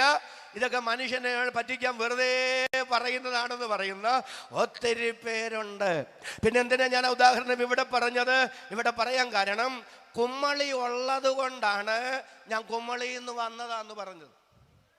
ഇതുപോലെ യേശു ക്രിസ്തു പറഞ്ഞു, ഞാൻ സ്വർഗത്തിൽ നിന്നിറങ്ങി വന്ന ജീവനുള്ള അപ്പമാകുന്നു. സ്വർഗത്തിൽ നിന്നിറങ്ങി വന്നവനായി സ്വർഗത്തിലേക്ക് കയറിപ്പോകുന്ന മനുഷ്യപുത്രനല്ലാതെ, സ്വർഗമുള്ളത് കൊണ്ടല്ലേ എൻ്റെ യേശു സ്വർഗത്തിൽ നിന്ന് വന്നു എന്ന് പറഞ്ഞത്. അതേ യേശു പറഞ്ഞു, നരകത്തിൽ അവരുടെ പുഴു ചാകുന്നില്ല, നരകത്തിൽ അവരുടെ തീ കെടുന്നില്ല. ഇപ്പൊ നരകം ഉള്ളത് കൊണ്ടല്ലേ എന്റെ രക്ഷിതാവ് നരകത്തിന്റെ കാര്യം പറഞ്ഞത്. ഈയിടെയായിട്ട് വലിയ പ്രശ്നം നടന്നുകൊണ്ടിരിക്കുകയാണ്. ഈ സുവിശേഷ പ്രസംഗമൊക്കെ പ്രസംഗിച്ചുകൊണ്ടിരിക്കുന്ന സ്വർഗം നരകം എന്നൊക്കെ പറയുമ്പോൾ എന്തെല്ലാം കമന്റ്സാ വരുന്നു. നരകം പറയരുതെന്നാ ചിലര് പറയുന്നു. എന്റെ ചോദ്യം, നരകം പറയണോ? നരകം പറയണം. എന്തുകൊണ്ട് നരകം പറയണം? നരകത്തെക്കുറിച്ച് അപ്പോസ്തലന്മാരെക്കാൾ പഴയ നിയമ പ്രവാചകന്മാരെക്കാൾ ആധികാരികമായി പറഞ്ഞത് നമ്മുടെ വാഴ്ത്തപ്പെട്ട കർത്താവാണ്. യേശു പറഞ്ഞ ഒരു പദമായി എന്നെ ഒത്തിരി ചിന്തിപ്പിച്ചത്, നിന്റെ വലങ്കൈ നിനക്ക് ഇടർച്ച വരുത്തിയാൽ അതിനെ വെട്ടി എറിഞ്ഞു കളക. ദൈവത്തിന് സ്തോത്രം. നിന്റെ വലങ്കണ്ണ് നിനക്ക് ഇടർച്ച വരുത്തിയാൽ അതിനെ ചൂഴ്ന്നെടുത്ത് എറിഞ്ഞു കളക. രണ്ട് കൈയുള്ളവനായി അഗ്നി നരകത്തിൽ വീടുന്നതിനേക്കാൾ, രണ്ട് കണ്ണുള്ളവനായി അഗ്നി നരകത്തിൽ വീടുന്നതിനേക്കാൾ, കൈയും കണ്ണും ഇല്ലാത്തവനായി സ്വർഗത്തിൽ. അതിന്റെ അർത്ഥം എന്താണെന്നറിയാമോ? നരകത്തിലും സ്വർഗത്തിലും അംഗവൈകല്യം ഉള്ളവരുണ്ടെന്നല്ല, അവിടെ ഒന്നും അംഗവൈകല്യം ഉള്ളവരൊന്നുമില്ല. പക്ഷെ നരകം അത്ര ഭയാനകമാണെന്നും വില കൊടുത്താണെങ്കിലും നീ നരകം ഒഴിവാക്കണമെന്നും ആധികാരികമായി പഠിപ്പിച്ചത് എന്റെ പൊന്നു കർത്താവാണെങ്കിൽ, സുവിശേഷ പ്രഭാഷണ വേദികളിൽ മനുഷ്യനോട് ഈ ഗൗരവമായ കാര്യം പറയേണ്ടുന്ന നമ്മൾ അത് പറയാതിരുന്നാൽ ദൈവിക നീതിന്യായ കോടതിയുടെ മുമ്പിൽ കണക്ക് പറയേണ്ടുന്ന ദിവസം വരുമെന്ന് ആധികാരികമായി വിളിച്ചു പറയുമ്പോൾ എന്നോട് ചേർന്ന് തന്റെ ഇടത്തോട് ആമേൻ പറയാൻ എത്ര പേർക്ക് മനസ്സുണ്ട്? അവർക്കായി ഞാൻ ദൈവത്തെ സ്തുതിക്കുന്നു. ഈ രാത്രി തിരിച്ചറിയുക. ദൈവത്തിന് സ്തോത്രം. യേശു കർത്താവ് അത് പറഞ്ഞു. സ്വർഗമുണ്ട്, നരകമുണ്ട്, ന്യായവിധിയുണ്ട്. കർത്താവ് അത് പറഞ്ഞത്. അപ്പൊ ചിലർക്കൊരു സംശയം, ഈശോ മിശിഹായെ വിശ്വസിക്കാൻ കൊള്ളാവോ? എൻ്റെ മറുപടി, വിശ്വസിക്കാൻ കൊള്ളാവെങ്കിൽ യേശുവിനെ കൊള്ളൂ. വേറെ ആരെ അത്ര നമ്പാൻ കൊള്ളുകയെന്നുള്ളതിൻ്റെ തെളിവാണ് ഓരോ തെരഞ്ഞെടുപ്പ് വരുമ്പോഴും പ്രകടന പത്രികയിൽ ഇത്ര ഞങ്ങൾ നിറവേറ്റി, എന്നാൽ ഇന്ന പ്രശ്നങ്ങൾ വന്നതുകൊണ്ട് ഇത്ര ഇനി ബാക്കി കിടക്കുന്നു. ഒരവസരം കൂടെ തന്നാൽ ഇത് തികയ്ക്കുക മാത്രമല്ല, പഴയത് തികയ്ക്കുക മാത്രമല്ല, ഇനി നിങ്ങൾക്ക് കൈമാറുന്നത് ഞങ്ങൾ പൂർത്തീകരിക്കുകയും ചെയ്യും. ഓരോ പ്രാവശ്യം അങ്ങനെ ഒരു തുടർ പ്രക്രിയ ആയിട്ട് അത് പോകത്തേയുള്ളൂ. ലോകത്തിൽ ആരെയും അങ്ങനെ 100% നമ്പാൻ കൊള്ളുകയില്ല, വിശ്വസിക്കാൻ കൊള്ളുകയില്ല. എന്നാൽ യേശുവിനെ അങ്ങനെ അല്ല കേട്ടോ. ശ്ലീഹ പൗലോസ് പറയുകയാണ്, എൻ്റെ രക്ഷിതാവ് ഊവെന്ന് പറഞ്ഞാൽ ഊവെന്നാണ്, ഇല്ല എന്ന് പറഞ്ഞാൽ ഇല്ല എന്നാണ്. ശ്ലീഹ പത്രോസ് പറയുന്ന, അറിയാവുന്നവർ ഒരുമിച്ചൊന്ന് സ്തോത്രം ചെയ്ത് പറഞ്ഞു, അവന്റെ വായിൽ വഞ്ചനയൊന്നും ഉണ്ടായിരുന്നില്ല. വായിൽ വഞ്ചനയില്ലാത്ത ഊവെന്ന് പറഞ്ഞാൽ ഊവെന്നും, ഇല്ല എന്ന് പറഞ്ഞാൽ ഇല്ല എന്നും അരുളി ചെയ്ത യേശു പറഞ്ഞു, സ്വർഗമുണ്ട്, നരകമുണ്ട്, ന്യായവിധിയുണ്ട്. എന്നെ കോരിത്തരിപ്പിക്കുന്ന ഒരു വാക്യമാ വിശുദ്ധ യോഹന്നാന്റെ സുവിശേഷം 14:1 മുതൽ. നിങ്ങളുടെ ഹൃദയം കലങ്ങിപ്പോകരുത്, ദൈവത്തിൽ വിശ്വസിപ്പീൻ, എന്നിലും വിശ്വസിപ്പീൻ. എൻ്റെ പിതാവിൻ്റെ ഭവനത്തിൽ അനേക വാസസ്ഥലങ്ങളുണ്ട്. അടുത്ത നിങ്ങൾ ശ്രദ്ധിച്ച്, ഇല്ലെങ്കിൽ ഞാൻ നിങ്ങളോട് പറയുമായിരുന്നു. അതിന്റെ അർത്ഥം എന്താണെന്നറിയാമോ? ഇല്ലാത്ത കാര്യം പറഞ്ഞ് നിന്നെ വഴിയാധാരമാക്കുന്നവനല്ല ഇന്ന് രാത്രി നാം സ്തോത്രം ചെയ്ത് ആരാധിക്കുന്ന കർത്താവ്. ഉള്ളത് പറഞ്ഞ് നിത്യതയ്ക്കായി നമ്മെ ഒരുക്കുന്ന നമ്മുടെ വാഴ്ത്തപ്പെട്ട കർത്താവിനായി ഈ രാത്രി നന്ദിയോടെ സ്തോത്രം പറയാൻ എത്ര പേർക്ക് മനസ്സുണ്ട്? സ്വർഗമുണ്ടോ, നരകമുണ്ടോ, ന്യായവിധി ഉണ്ടോ? ഉണ്ട്. എന്താ അതിന്റെ തെളിവ്? അതിന്റെ തെളിവ് യേശു അത് പറഞ്ഞു എന്നുള്ളതാണ്. 3, സ്വർഗമുണ്ടോ? അതുകൂടെ പറഞ്ഞിട്ട് അടുത്ത വിഷയത്തിലേക്ക് വരികയാണ്. സ്വർഗമുണ്ടോ? ഉണ്ട്. നരകമുണ്ടോ? ഉണ്ട്. ന്യായവിധി ഉണ്ടോ? ഉണ്ട്. മരണത്തിനപ്പുറത്ത് മനുഷ്യനൊരു ജീവിതമുണ്ടോ? മരിച്ച് മണിക്കൂറുകൾ കഴിഞ്ഞ് കോടിക്കണക്കിന് ബാക്ടീരിയ ശരീരത്തിൽ കയറി ചീഞ്ഞു നാറി മണ്ണിന് വളമായി മനുഷ്യൻ ഇവിടം കൊണ്ട് അവസാനിക്കുകയല്ല. ഇതിനപ്പുറത്ത് മനുഷ്യനൊരു ജീവിതമുണ്ട്, ഒരു സ്വർഗമുണ്ട്, ഒരു നരകമുണ്ട്, ഒരു ന്യായവിധിയുണ്ട്, ഒരു ഉയർത്തെഴുന്നേൽപ്പുണ്ട്. എന്താ അതിന്റെ അസന്നിഗ്ധമായ തെളിവ്? ഒന്ന് വായിച്ചോളൂ. അപ്പോസ്തല പ്രവൃത്തികളുടെ പുസ്തകം 17-ാം അധ്യായം 31-ാമത്തെ വാക്യം. അപ്പോസ്തല പ്രവൃത്തി 17:31. ഹല്ലേലൂയ.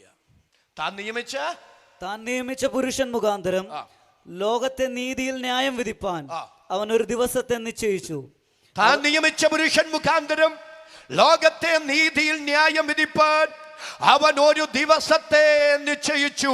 അടുത്തത്, അവനെ മരിച്ചവരിൽ നിന്ന് ആരെ? കർത്താവായ യേശു ക്രിസ്തുവിനെ മരിച്ചവരുടെ ഇടയിൽ നിന്ന് ഉയർത്തെഴുന്നേൽപ്പിച്ചതിനാൽ സകല മനുഷ്യർക്കും അതിന്റെ ഉറപ്പ് നൽകിയുമിരിക്കുന്നു. വളരെ ശ്രദ്ധിക്കണേ. പിന്നീട് ഞാൻ ഈ വേദഭാഗത്തേക്ക് വരും. എന്നാൽ അതിനു മുമ്പ് ശ്രദ്ധിക്കുക. താൻ നിയമിച്ച പുരുഷൻ മുഖാന്തരം ലോകത്തെ നീതിയിൽ ന്യായം വിധിപ്പാൻ. ന്യായവിധിക്ക് ഒരു വ്യക്തിത്വത്തെ ദൈവം നിയമിച്ചിരിക്കുന്നു. 2, ന്യായവിധിക്കൊരു ദിവസം ദൈവം നിശ്ചയിച്ചിരിക്കുന്നു. 3, അങ്ങനെ ഒരു ന്യായവിധി ഉണ്ടെന്ന് ദൈവം മനുഷ്യർക്ക് ഉറപ്പ് കൊടുത്തിരിക്കുന്നു. എങ്ങനെ ഉറപ്പ് കൊടുത്തു? അവനെ, ആരെ? യേശു ക്രിസ്തുവിനെ മരിച്ചവരുടെ ഇടയിൽ നിന്ന് ഉയർത്തെഴുന്നേൽപ്പിച്ചതിനാൽ സകലർക്കും അതിന്റെ ഉറപ്പ് നൽകിയുമിരിക്കുന്നു. ഏതിന്റെ ഉറപ്പ്? മനുഷ്യ, ഒരു ന്യായവിധിയുണ്ട്, ഒരു സ്വർഗമുണ്ട്, ഒരു നരകമുണ്ട്. കല്ലറയ്ക്കപ്പുറത്ത്, കുഴിമാടത്തിനപ്പുറത്ത്, സെമിത്തേരിക്കപ്പുറത്ത് നിന്റെ കണ്ണി മണ്ണിൽ തിരുമി അടച്ചാൽ ഒരു നിത്യത നിന്റെ തലയ്ക്ക് മുകളിലുണ്ട് എന്നതിന് സ്വർഗം തന്ന അസന്നിഗ്ധമായ തെളിവാണ് ഉയർത്ത കർത്താവെന്ന് ഇന്ന് രാത്രി സ്തോത്രം ചെയ്ത് പറയുമ്പോൾ അണപൊട്ടി ഒഴുകുന്ന ആവേശത്തിൽ ദൈവത്തിന് നന്ദി പറയുന്ന എത്ര പേര് ഇവിടെ വന്നിട്ടുണ്ട്? അവർക്കായി ഞാൻ ദൈവത്തെ സ്തുതിക്കുന്നു. ക്രിസ്തീയ വിശ്വാസത്തിന്റെ ആണിക്കല്ലാകട്ടോ യേശു ക്രിസ്തുവിന്റെ ഉയർത്തെഴുന്നേൽപ്പ്. അയൽപക്കത്തുകാരൻ പട്ടിണി കിടക്കുമ്പോ വയറ് നിറച്ചു തിന്നുന്ന മനുഷ്യൻ മനുഷ്യനല്ലെന്ന് പറഞ്ഞ് മനുഷ്യ പുങ്കുവന്മാർ ഒട്ടനവധി ഇവിടെ വന്നിട്ടുണ്ട്. അവരുടെ ശവക്കല്ലറകൾ ഈ രാത്രി അടഞ്ഞു കിടക്കുന്നു. ഈ ഭൂമുഖത്തേതെങ്കിലും ഒരു ജീവി വിശന്ന് പൊരിഞ്ഞ് ശ്വാസോച്ഛ്വാസം ചെയ്യുന്നെങ്കിൽ ഈശ്വരന്റെ മുഖത്ത് നോക്കി എനിക്ക് മോക്ഷം വേണ്ട എന്ന് പറയുമെന്ന് പറഞ്ഞ് ശ്രീബുദ്ധനെ പോലെയുള്ള ആത്മീക ആചാര്യന്മാർ ചരിത്രത്തിന്റെ ഇടവഴികളിലൂടെ എത്രയോ പേര് വന്നിട്ടുണ്ട്. അവര് മരിച്ചവരുടെ ശവക്കൂനകൾ ഈ രാത്രി അടഞ്ഞു കിടക്കുന്നു.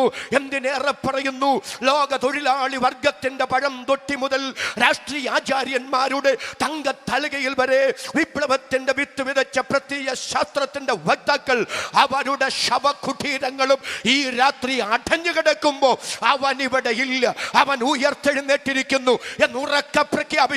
ഈ രാത്രിയും തുറന്നു കിടക്കുന്ന ഒരൊറ്റ കല്ലറയുണ്ട്. അതാണ് കർത്താവായ യേശു ക്രിസ്തുവിന്റെ കല്ലറ.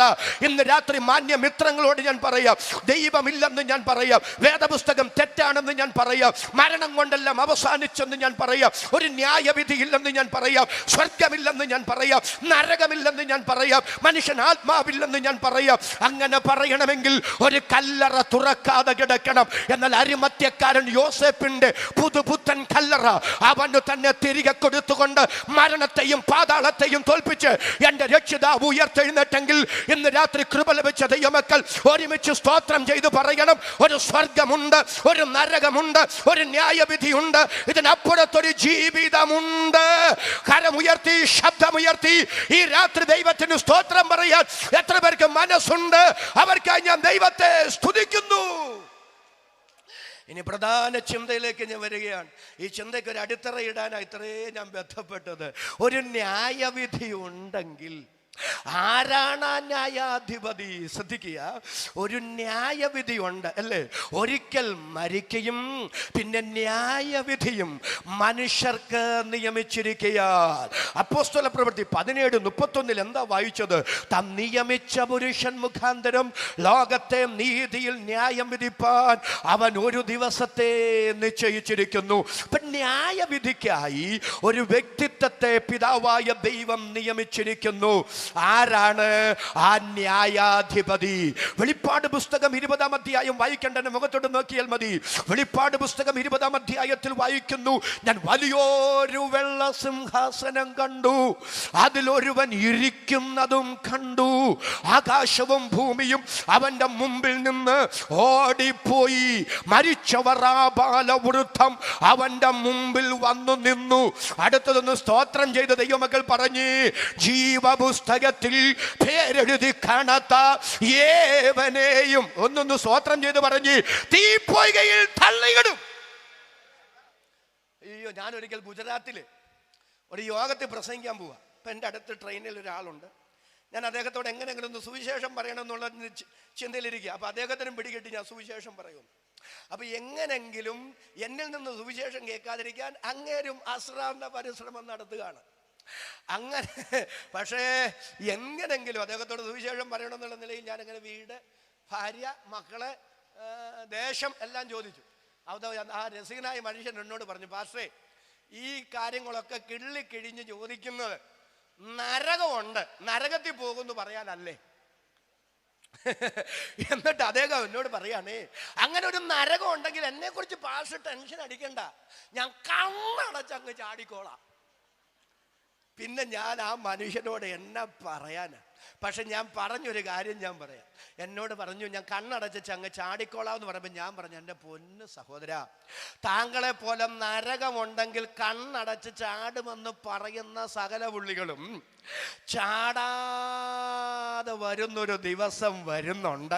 ഇന്നിങ്ങനൊക്കെ പറയും. വെളിപ്പാട് പുസ്തകത്തിലെ വാക്യം ഞാൻ അദ്ദേഹത്തോട് പറഞ്ഞു, ജീവന്റെ പുസ്തകത്തിൽ ഒന്ന് സ്തോത്രം ചെയ്ത് പറഞ്ഞ് പേരെഴുതി കാണാത്ത ഏവനെയും തീപ്പൊയ്കയിൽ തള്ളിയിടും. അതിനെ തള്ളിയിടേണ്ടി വരുന്നത്, കണ്ണടച്ചങ്ങ് ചാടുമെങ്കിൽ പിന്നെ തള്ളേണ്ട ഗതികേട് വരികയില്ല. തള്ളേണ്ട ഗതികേട് വരുന്നത് ചാടാൻ മനസ്സില്ലാത്തത് കൊണ്ടാണ്. ഇന്നിതൊക്കെ കളിയായി തോന്നും കേട്ടോ, ഇന്നൊക്കെ തമാശയായി തോന്നും, ഇന്ന് നേരം പോക്കായി തോന്നും.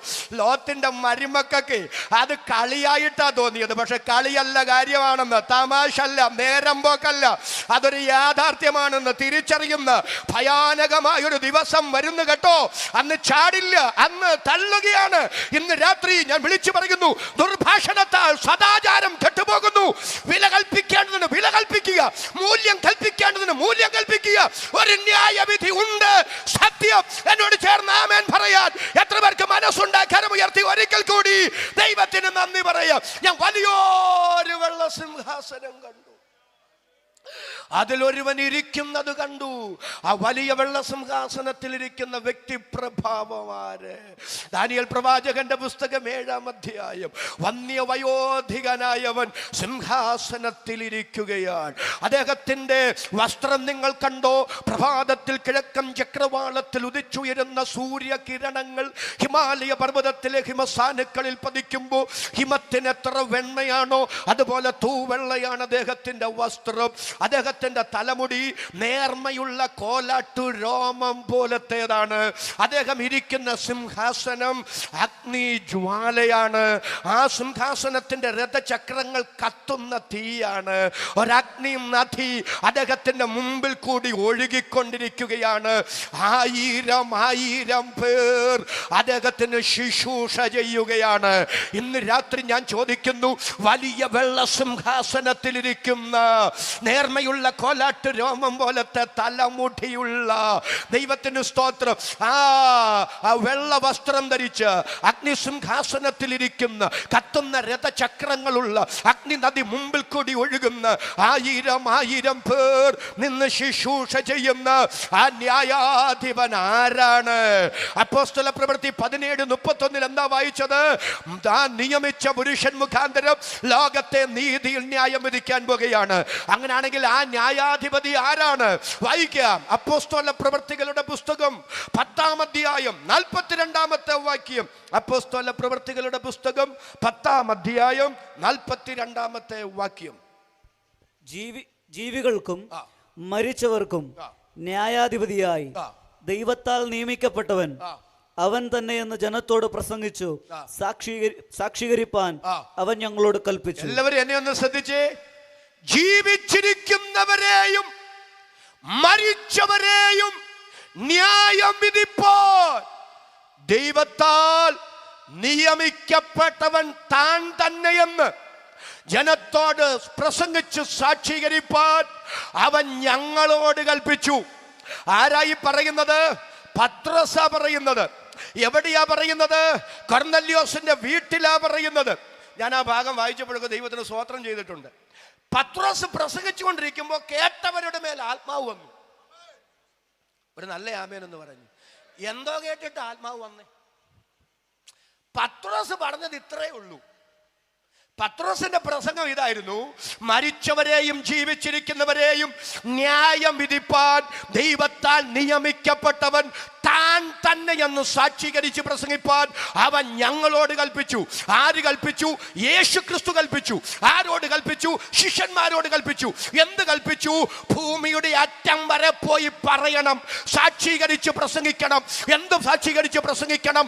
മരിച്ചവരെയും ജീവിച്ചിരിക്കുന്നവരെയും ന്യായം വിധിപ്പാൻ ദൈവത്താൽ നിയമിക്കപ്പെട്ട ആ ന്യായാധിപതി ഞാനാണെന്ന് പ്രസംഗിക്കണം. അങ്ങനെയാണെങ്കിൽ ഇന്ന് രാത്രി ഞാൻ വിളിച്ചു പറയും, വെള്ള സിംഹാസനത്തിൽ ഇരിക്കുന്ന ദൈവത്തിന് സ്തോത്രം, നേർമയുള്ള കോലാട്ട് രോമം പോലത്തെ തലമുടിയുള്ള അഗ്നിസിംഹാസനത്തിൽ ഇരിക്കുന്ന, വെള്ള വസ്ത്രം ധരിച്ചിരിക്കുന്ന, കത്തുന്ന രഥചക്രങ്ങളുള്ള അഗ്നി നദി മുമ്പിൽ കൂടി ഒഴുകുന്ന 1000 പേർ നിന്ന് ശുശ്രൂഷ ചെയ്യുന്ന ആ ന്യായാധിപതി മറ്റാരുമല്ല. ഇന്ന് രാത്രി നാം സ്തോത്രം ചെയ്ത് ആരാധിക്കുന്ന നമ്മുടെ വാഴ്ത്തപ്പെട്ട കർത്താവാണ്. എന്നോട് ചേർന്ന് കരമുയർത്തി ആമേൻ പറയാൻ എത്ര പേർക്ക് മനസ്സുണ്ട്? അവർക്കായി ഞാൻ ദൈവത്തെ സ്തുതിക്കുന്നു. അതെ, ആ ന്യായാധിപതി കർത്താവായ യേശു ക്രിസ്തു. അടുത്ത പ്രധാന ചോദ്യത്തിലേക്ക് വരുന്നു. എന്തുകൊണ്ട് കർത്താവായ യേശു ക്രിസ്തു ന്യായാധിപതി?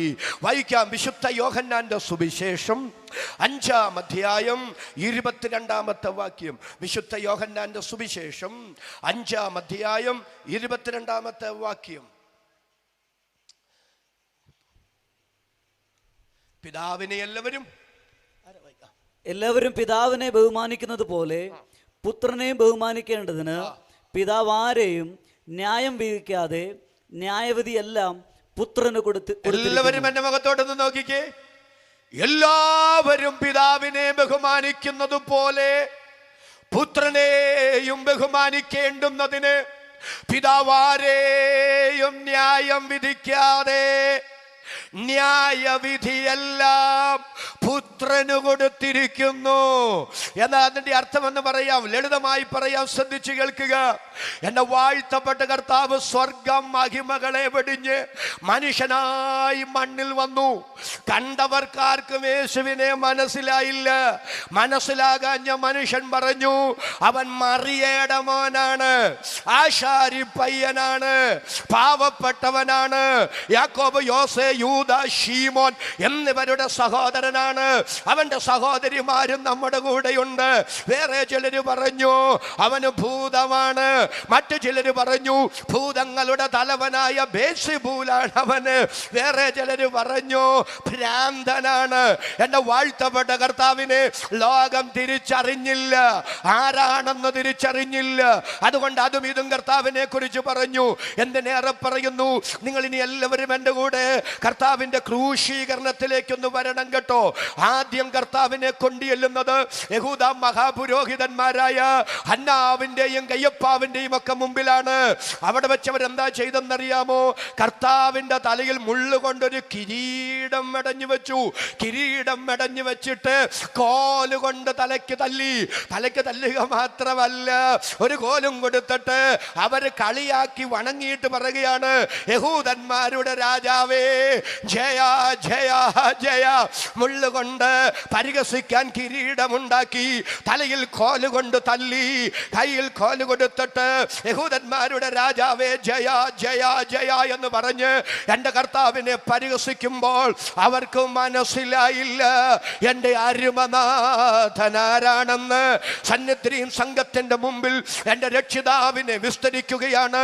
അവർക്കന്ന് മനസ്സിലായില്ല യേശു ക്രിസ്തു ആരാണെന്ന്. എൻ്റെ രക്ഷിതാവിന്റെ കണ്ണ് കെട്ടി തല്ലുന്നുണ്ട്. തല്ലിയിട്ട് പറയുകയാണ്, നീ ദൈവപുത്രനാണെങ്കിൽ പ്രവചിക്ക്, ആരാ നിന്നെ തല്ലിയത്?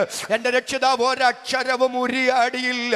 ഗലീല കടലിലൂടെ കടന്നുപോയ ആയിരക്കണക്കിന് മത്സ്യങ്ങളിൽ ഏത് മത്സ്യത്തിന്റെ വായിലാണ് ചതുർബ്രഹ്മപ്പണം ഇരിക്കുന്നതെന്ന് അറിയാമായിരുന്ന കർത്താവിന് ശമരിയ സ്ത്രീയുടെ ജീവിത ചരിത്രം മുഴുവൻ അവളെ വായിച്ചു കേൾപ്പിച്ച് എൻ്റെ പൊന്നു കർത്താവ്, സക്കായിയുടെ പേര് വിളിച്ചവനെ കാട്ടത്തിയുടെ മുകളിൽ നിന്ന് താഴെ ഇറക്കിയ കർത്താവ്, നദനിയേലിന്റെ ജീവിത യാഥാർത്ഥ്യം അവന്റെ പരമാർത്ഥത നാലാളുകൾക്ക് വിളിച്ചു പറഞ്ഞ കർത്താവ്, തന്നെ തല്ലിയതാരാണെന്ന് തിരിച്ചു പറഞ്ഞില്ല. അറിയാൻ വയ്യാഞ്ഞിട്ടല്ല, എൻ്റെ രക്ഷിതാവ് പ്രതികരിച്ചില്ല. പ്രതികരിക്കാതെ വന്നപ്പോൾ എൻ്റെ രക്ഷിതാവിന്റെ മുഖത്ത് അവർ തുപ്പി. യേശുവിനെ അവർ പരിഹസിച്ചു. വിശദീകരിക്കാൻ ഞാൻ ആഗ്രഹിക്കുന്നില്ല. ഹെരോദാവിന്റെ മുമ്പിലും അങ്ങനെ തന്നെയാണ് വായിക്കുന്നത്. യേശു കർത്താവിനെ പരിഹസിച്ചു. എന്തെല്ലാം പ്രകോപനപരമായ കാര്യങ്ങൾ പറഞ്ഞ് കളിയാക്കി. എൻ്റെ രക്ഷിതാവിനോട് അങ്ങനെ ചെയ്യുമ്പോൾ അവന് മനസ്സിലായില്ല, ഹെരോദാവിന് മനസ്സിലായില്ല യേശു ആരാണെന്ന്. മുള്ളുകൊണ്ട് കിരീടം ഉണ്ടാക്കി വെച്ചവർക്ക് മനസ്സിലായില്ല എൻ്റെ രക്ഷിതാവ് ആരാണെന്ന്. മുഖത്ത് തുപ്പിയവർക്ക് മനസ്സിലായില്ല എൻ്റെ രക്ഷിതാവ് ആരാണെന്ന്. കളിയാക്കി ചിരിച്ചവർക്ക് മനസ്സിലായില്ല എൻ്റെ രക്ഷിതാവ് ആരാണെന്ന്. പീലാത്തോസിന്റെ കൽത്തളത്തിനകത്ത് നിങ്ങൾ കണ്ടോ? എൻ്റെ രക്ഷിതാവിന്റെ പുറം ഉഴവച്ചാല് പോലെ അടിച്ചു കീറുകയാണ്. അങ്ങനെ റോമൻ ചാട്ടവാറുകൊണ്ട് എൻ്റെ രക്ഷിതാവിന്റെ പുറം അടിച്ചു കീറുന്നവർക്ക് മനസ്സിലായില്ല അരുമനാഥൻ ആരാണെന്ന്. വിസ്തരിച്ച പീലാത്തോസിന് മനസ്സിലായില്ല എൻ്റെ രക്ഷിതാവ് ആരാണെന്ന്. ഭാരമേറിയ മരക്കുരിശും ചുമലിലേന്തി യെരൂശലേം തെരുവീതിയിലൂടെ രക്തത്തുള്ളികൾ ഇട്ടിട്ട് വീഴ്ത്തി അവസാനം തലയോടിടുമെന്ന ഗോൽഗോത്ത മലയുടെ മുകളിൽ എൻ്റെ രക്ഷിതാവ് നടന്നെടുത്തു വരികയാണ്. പരിഹാസ ശരങ്ങൾ തൊടുത്തുകൊണ്ട് പുറകെ വരുന്നവർക്ക് മനസ്സിലായില്ല എൻ്റെ അരുമനാഥൻ ആരാണെന്ന്. ക്രൂശിൽ അസ്ഥികളുടെ ബന്ധമെല്ലാം വിച്ഛേദിക്കപ്പെട്ട് മുൾക്കിരീടം ചൂടിയ തല മറ്റൊരിടത്തും ചായ്ച്ചു വെക്കാൻ ഇടമില്ലാതെ സ്വന്തം തോളോട് ചായ്ച്ചു വെച്ച് കിടക്കപ്പെടുമ്പോൾ, നീ ദൈവപുത്രനാണെങ്കിൽ ക്രൂശിൽ നിന്നിറങ്ങി വാ, ഞങ്ങൾ നിന്നെ വിശ്വസിക്കാമെന്ന് എൻ്റെ രക്ഷിതാവിന് നേരെ പരിഹാസ ശരങ്ങൾ തൊടുത്തവർക്ക് മനസ്സിലായില്ല എൻ്റെ രക്ഷിതാവ് ആരാണെന്ന്. ആണികൊണ്ട് കൈകാലുകൾ അടിച്ചവർക്ക് മനസ്സിലായില്ല. വിലാപ്പുറം കുന്നം കൊണ്ട് കുത്തിയവർക്ക് മനസ്സിലായില്ല എൻ്റെ രക്ഷിതാവ് ആരാണെന്ന്.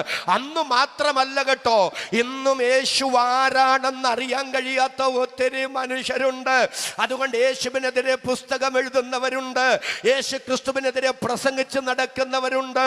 യേശുവിനെതിരെ പ്രസംഗിച്ചു എന്നുള്ളത് കൊണ്ട്, യേശു ക്രിസ്തുവിനെതിരെ എഴുതി പിടിപ്പിച്ചു എന്നുള്ളത് കൊണ്ട് നാം പ്രതികരിക്കാറില്ല. എന്തുകൊണ്ട് പ്രതികരിക്കാറില്ല?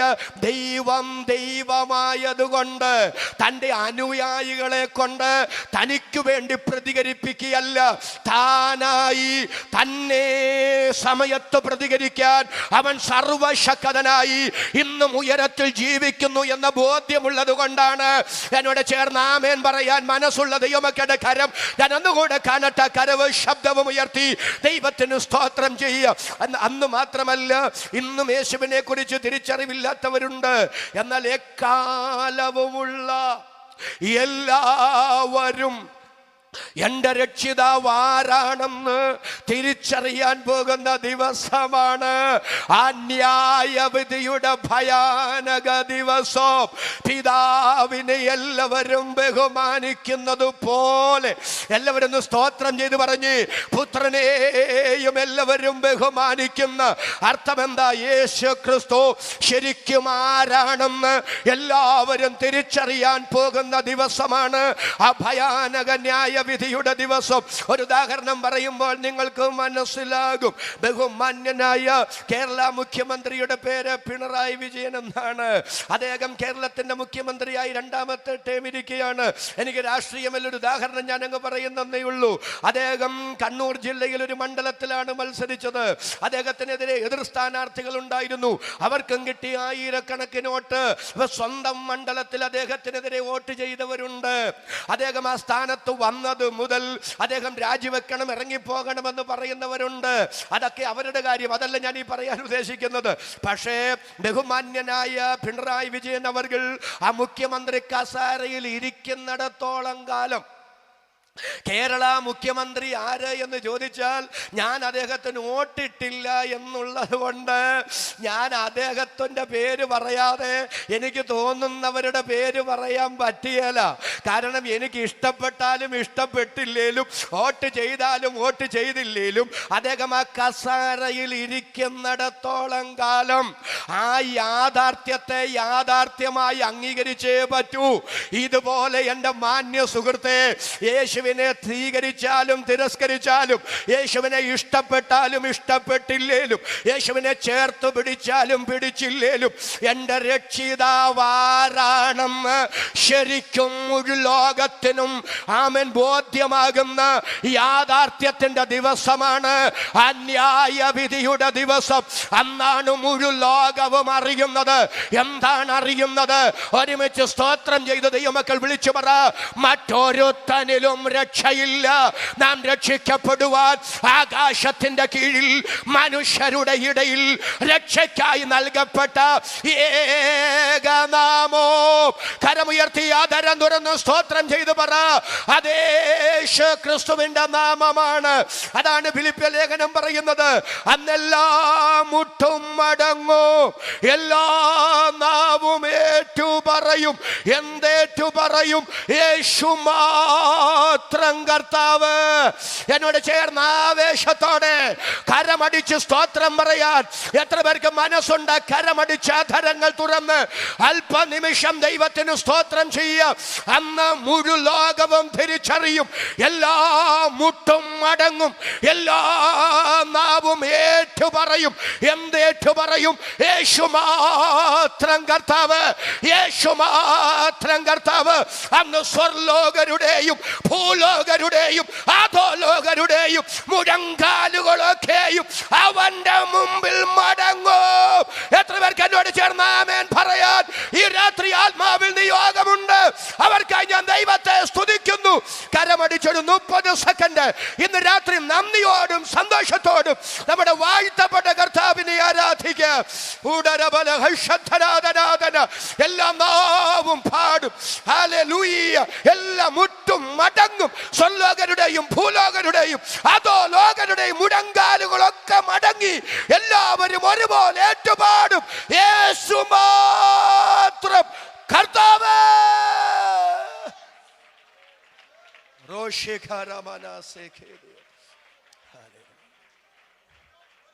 ഒരിക്കൽ മരിക്കയും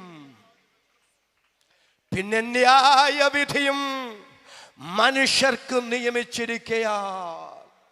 ക്രിസ്തുവും അങ്ങനെ തന്നെ അനേകരുടെ പാപങ്ങളെ ചുമക്കാൻ, എല്ലാവരും ഒന്ന് സ്തോത്രം ചെയ്ത് പറയാമോ, ഒരിക്കൽ പ്രത്യക്ഷനായി. ഒരിക്കൽ മാനവവർഗത്തിന്റെ പാപപരിഹാരത്തിന് അവൻ എങ്ങനെ പ്രത്യക്ഷനായി? കന്യക മറിയാമിൽ മനുഷ്യ കുഞ്ഞായി മണ്ണിൽ ഉരുവായി 33.5 തിരുവയസ്സുവരെ എൻ്റെ രക്ഷിതാവും മനുഷ്യ മനുഷ്യനായി മണ്ണിൽ ജീവിച്ചു. പൂർണ്ണ ദൈവവും പൂർണ്ണ മനുഷ്യനുമായി മനുഷ്യത്വത്തിന്റെ അകത്ത് തന്റെ ദൈവത്വത്തെ ഒതുക്കി മനുഷ്യർക്കത് വെളിപ്പെടുത്താതെ എൻ്റെ കർത്താവ് മനുഷ്യനായി തന്നെത്താൻ ഒതുങ്ങി ജീവിച്ചു. ഇന്ന് രാത്രി എൻ്റെ സ്നേഹിത, എന്തിന് കർത്താവായ യേശു ക്രിസ്തു ഇന്നേക്ക് 2024 വർഷങ്ങൾക്ക് പിറകിൽ മനുഷ്യനായി മണ്ണിൽ വന്നു? ഒറ്റ മറുപടിയെ അതിനുള്ളൂ. വരുവാൻ പോകുന്ന ഭയാനക ന്യായവിധിയിൽ നിന്ന് നിങ്ങളെ രക്ഷിപ്പാൻ. എങ്ങനെയാണ് ആ ഭയാനക ന്യായവിധിയിൽ നിന്ന് മാനവവർഗത്തിന് ദൈവം രക്ഷയൊരുക്കിയത്? ആ രക്ഷയൊരുക്കിയത് യേശു ക്രിസ്തുവിന്റെ ക്രൂശു മരണം മൂലമാണ്. എന്റെയും നിങ്ങളുടെയും പാപത്തിന്റെ കുറ്റവും ശിക്ഷയും നാം അനുഭവിക്കേണ്ട സ്ഥാനത്ത് നമുക്ക് പകരം കർത്താവ് തന്റെ ശരീരത്തിൽ ഏറ്റെടുത്ത് നമുക്ക് വേണ്ടി മരിച്ചു. കൃപയാൽ അത് തിരിച്ചറിയാൻ ഇന്ന് രാത്രി ഭാഗ്യം കിട്ടിയ ദൈവമക്കൾ കരവ് ശബ്ദവും ഉയർത്തി ദൈവത്തിന് സ്തോത്രം ചെയ്യുക. മാനവജാതിയുടെ പാപത്തിന്റെ പരിഹാരത്തിന് മനുഷ്യനായി മണ്ണിൽ വന്ന് സകല പാപത്തിന്റെ കുറ്റങ്ങളും ശിക്ഷകളും അവർക്ക് പകരം ഏറ്റെടുത്ത് ക്രൂശിൽ മരിച്ച എൻ്റെ പൊന്നു കർത്താവ് അനധിവിദൂര ഭാവിയിൽ വെളിപ്പെടാൻ പോകുന്നു. കർത്താവിന്റെ രണ്ടാമത്തെ വരവിനെ കുറിച്ചല്ല ഞാൻ ഈ പറയുന്നത്. പക്ഷെ മറ്റൊരു വശം, മറ്റൊരു മുഖം എല്ലാവരും കാണാൻ പോകുന്നു. ഏതാണ് ആ മുഖമെന്നറിയാമോ? അത് ന്യായാധിപതി എന്ന നിലയിലാണ്. എത്ര പേർക്ക് ഇന്ന് രാത്രി എന്നോട് ചേർന്ന് സ്തോത്രം ചെയ്യാൻ ആത്മാവിൽ നിയോഗമുണ്ട്? വെള്ള സിംഹാസനത്തിൽ ഇരിക്കുന്നവനായി ആകാശവും ഭൂമിയും അവന്റെ മുമ്പിൽ നിന്ന് ഓടിപ്പോയി. മരിച്ചവർ ആബാലവൃദ്ധം അവന്റെ മുമ്പിൽ വന്ന് നിന്ന് അഗ്നിസിംഹാസനത്തിൽ ഇരുന്ന് കത്തുന്ന രഥചക്രങ്ങൾ ഉള്ളവനായി, മുമ്പിൽ കൂടി അഗ്നി നദി ഒഴുകുന്നവനായി, നേർമയുള്ള കോലാട്ട് രോമം പോലത്തെ തലമുടി ഉള്ളവനായി, വെള്ളവസ്ത്രം ധരിക്കപ്പെട്ടവനായി 1000 പേർ നിന്ന് ശുശ്രൂഷിക്കുന്ന ന്യായാധിപതിയായി യേശു ക്രിസ്തുവിനെ ലോകം തിരിച്ചറിയാൻ പോകുന്നു. എത്ര പേർക്ക് ആദരങ്ങൾ തുറന്ന് ഈ രാത്രി ദൈവത്തിന് സ്തോത്രം ചെയ്യാൻ കഴിയും? എൻ്റെ മാന്യപ്രിയരെ, എൻ്റെ മാന്യപ്രിയരെ, ആ വലിയ ന്യായവിധിയിൽ നിന്ന് രക്ഷ തരുവാൻ ദൈവത്തിന് പ്രസാദം തോന്നി. ഒരു സുവിശേഷകൻ എന്ന നിലയിൽ അത് പറഞ്ഞ് ഞാൻ അവസാനിപ്പിക്കുകയാണ്. വിശുദ്ധ യോഹന്നാന്റെ സുവിശേഷം 3-ാം അധ്യായം 16 മുതൽ 18 വരെ ഒന്ന് വായിച്ച് അവസാനിപ്പിക്കുക. വിശുദ്ധ യോഹന്നാന്റെ സുവിശേഷം 3-ാം അധ്യായം 16 മുതൽ 18 വരെയുള്ള വേദഭാഗങ്ങൾ. തന്റെ ഏകജാതനായ പുത്രനിൽ വിശ്വസിക്കുന്ന ഏവനും നശിച്ചു പോകാതെ നിത്യജീവൻ പ്രാപിക്കേണ്ടതിന് ദൈവം അവനെ നൽകുവാൻ തക്കവണ്ണം ലോകത്തെ സ്നേഹിച്ചു. ദൈവം തന്റെ പുത്രനെ ലോകത്തിലേക്ക് അയച്ചത് ലോകത്തെ വിധിപ്പാനല്ല, ലോകം അവനാൽ രക്ഷിക്കപ്പെടുവാനത്രേ. ഇതൊന്ന് വിശദീകരിച്ചിട്ട് പിന്നെ വായിച്ചാൽ മതി പാസ്റ്ററേ. ഒന്ന് ശ്രദ്ധിക്കണേ. തന്റെ ഏകജാതനായ പുത്രനിൽ വിശ്വസിക്കുന്ന ഏവനും നശിച്ചു പോകാതെ നിത്യജീവൻ പ്രാപിക്കേണ്ടുന്നതിന് ദൈവം യേശു ക്രിസ്തുവിനെ നൽകുവാൻ തക്കവണ്ണം ലോകത്തെ അത്രയ്ക്ക് സ്നേഹിച്ചു. ദൈവം തന്റെ പുത്രനെ ലോകത്തിലേക്ക് അയച്ചത് ലോകത്തെ വിധിപ്പാനല്ല, ലോകം അവനാൽ രക്ഷിക്കപ്പെടാനാണ്.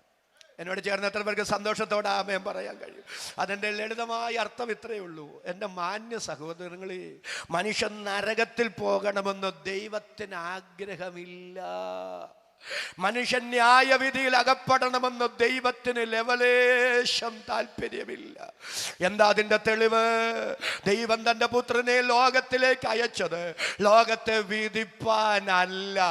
മനുഷ്യ, നീ നരകത്തിൽ പോകണമെന്ന് ദൈവത്തിന് താല്പര്യമുണ്ടായിരുന്നെങ്കിൽ, നിന്നെ ന്യായം വിധിക്കണമെന്ന് ദൈവത്തിന് താല്പര്യമുണ്ടായിരുന്നെങ്കിൽ, ദൈവം തന്റെ പുത്രനെ മനുഷ്യനായി മണ്ണിൽ അയക്കേണ്ടി വരില്ലായിരുന്നു. എന്നാൽ ദൈവം തന്റെ പുത്രനെ ലോകത്തിലേക്ക് അയച്ചതിലൂടെ മനുഷ്യന്റെ മുൻപാകെ വ്യക്തമാക്കി കൊടുക്കുകയാണ്, നീ ന്യായവിധിയിൽ അകപ്പെടുന്നത് എനിക്ക് ഇഷ്ടമല്ല, നീ നരകത്തിൽ പോകുന്നത് എനിക്ക് താല്പര്യമില്ല. എന്നെ കോരി തരിപ്പിക്കുന്ന ഒരു ചിന്ത ഞാൻ അവിടെ പറയാം. ദൈവത്തിന് സ്തോത്രം. ലൂസിഫർ അവൻ പാപം ചെയ്തില്ല കേട്ടോ. പാപം അവന്റെ ഹൃദയത്തിനകത്ത് അങ്കുരിച്ചതേ ഉള്ളൂ. അവന്റെ ഹൃദയത്തിനകത്ത് പാപം കടന്നപ്പോൾ, അവന്റെ ഹൃദയത്തിനകത്ത് പാപം ഉദിച്ചപ്പോൾ, ഇനി ഒരു മടങ്ങി വരവില്ലാതെ തക്കവണ്ണം ലൂസിഫറിനെയും അവനോടുകൂടെയുള്ള ദൂതന്മാരെയും തമ്പുരാൻ വെട്ടിക്കളയുക മാത്രമല്ല, നിത്യ നരകം അവർക്ക് വേണ്ടി ഒരുക്കി. സാത്താനും അവന്റെ കൂട്ടാളികൾക്കും വേണ്ടിയാണ് നരകം ഒരുക്കിയിരിക്കുന്നത്. എല്ലാവർക്കും എന്നോട് ചേർന്ന് സ്തോത്രം പറയാൻ മനസ്സുണ്ടോ? ദൈവം പിശാചിനും അവന്റെ കൂട്ടുകാർക്കും ഒരുക്കിയത് നിത്യ നരകമാണ്. അതുകൊണ്ടാണ് എബ്രായ ലേഖനം വായിക്കുന്നത്, ദൈവത്തിന് സ്തോത്രം, ദൂതന്മാരെ രക്ഷിപ്പാനല്ല കർത്താവ് വന്നത്. എന്താ അതിന്റെ അർത്ഥം എന്നറിയാമോ? പാപം ചെയ്ത ദൂതന്മാർക്ക് ഒരു മടങ്ങി വരവിന് ദൈവം അവസരം കൊടുത്തില്ല. അവർക്ക് ദൈവം ഒരുക്കിയത് നിത്യ നരകമാണ്. എന്നാൽ പാപം ചെയ്ത മനുഷ്യന് ദൈവം ക്രമീകരിച്ചത് മറ്റൊരു നരകമല്ല. ആദാമ്യ വർഗത്തോട് എൻ്റെ ദൈവത്തിന് തോന്നിയ കരുണ കൊണ്ട് ദൈവം ഒരുക്കിയത് തൻ്റെ പുത്രന്റെ മരണം മൂലമുള്ള നിത്യ രക്ഷയാണ്, നരകാഗ്നിയിൽ നിന്നുള്ള വിടുതലാണ്. അതോർത്ത് കരമുയർത്തി ദൈവത്തിന് സ്തോത്രം പറയാൻ എത്ര പേർക്ക് ഈ രാത്രി മനസ്സുണ്ട്? ദൈവം തന്റെ പുത്രനെ ലോകത്തിലേക്ക് അയച്ചത് ലോകത്തെ വിധിപ്പാനല്ല, ലോകം അവനാൽ രക്ഷിക്കപ്പെടാനാണ്. അടുത്തതും കൂടെ ഒന്ന് വായിച്ച് നമുക്ക് അവസാനിപ്പിക്കാം. അടുത്തതും കൂടെ പ്ലീസ്. അവനിൽ വിശ്വസിക്കുന്നവന് ന്യായവിധിയില്ല. വിശ്വസിക്കാത്തവന് ദൈവത്തിന്റെ ഏകജാതനായ പുത്രന്റെ നാമത്തിൽ വിശ്വസിക്കായികയാൽ ന്യായവിധി വന്നു കഴിഞ്ഞു. എല്ലാവരും ദൈവസന്നിധിയിൽ ഒന്ന് എഴുന്നേറ്റ് നിൽക്കുക. ഇപ്പോഴാരും ഈ ഗ്രൗണ്ട് വിട്ട് പോകരുത്. ഒരു ഗാനം നമുക്കൊന്ന് ചേർന്ന് പാടണം. മരണമേ പാതാളമേ നിന്നോട് ജയം എവിടെ? ജയത്തിൻ ഉല്ലാസഘോഷം എന്ന ഗാനം ഒന്ന് ചേർന്ന് പാടി കർത്താവിന് നന്ദി പറഞ്ഞിട്ട് വേണം പോകാൻ. എല്ലാവരും ദൈവസന്നിധിയിൽ ഇന്ന് രാത്രി ഒന്ന് എഴുന്നേറ്റ് നിൽക്കണം. ദൈവം തൻ്റെ പുത്രനെ ലോകത്തിലേക്ക് അയച്ചത് ലോകത്തെ വിധിപ്പാനല്ല, ലോകം അവനാൽ രക്ഷിക്കപ്പെടാനാണ്. എന്നാൽ ദൈവം ഇത്ര വലിയ രക്ഷാകര പദ്ധതി മനുഷ്യന് സൗജന്യമായി ഒരുക്കിയിട്ടും ബോധപൂർവം യേശുക്രിസ്തുവിൽ വിശ്വസിക്കാതെ എന്ന് പറഞ്ഞാൽ എൻ്റെ പാപത്തിന്റെ പരിഹാരത്തിന് എന്നെ നിത്യ നരകാഗ്നിയിൽ നിന്ന് നിത്യ ന്യായവിധിയിൽ നിന്ന് രക്ഷിക്കേണ്ടുന്നതിന് എനിക്ക് പകരം യേശു മനുഷ്യനായി മണ്ണിൽ വന്ന് എൻ്റെ പാപത്തിന്റെ കുറ്റവും ശിക്ഷയും ഏറ്റെടുത്ത് പകരം മരിച്ച് യേശു ക്രിസ്തുവിന്റെ മരണം മൂലം എൻ്റെ നരകം ഒഴിവായെന്ന് ഇന്ന് രാത്രി ഹൃദയപൂർവ്വം വിശ്വസിക്കാൻ കഴിഞ്ഞാൽ, ആ വിശ്വാസത്താൽ ദൈവം നമുക്ക് തരുന്ന വലിയ രക്ഷയുണ്ട്. ആ രക്ഷയുടെ സന്തോഷം അകത്തളത്തിൽ ഓർത്തോർത്ത് ഇന്ന് രാത്രി ദൈവത്തിന് സ്തോത്രം പറയുന്ന എത്ര ദൈവമക്കൾ ഇതിനകത്ത് വന്നിട്ടുണ്ട്. അങ്ങനെയുള്ളവരാണ് പാടുക, നിൻ മരണം കൊണ്ടെന്റെ വൻ നരകം നീ അകറ്റി, യേശു ക്രിസ്തുവിലായി തീർന്നതിനാൽ മരണഭയം ഭീതി മാറി.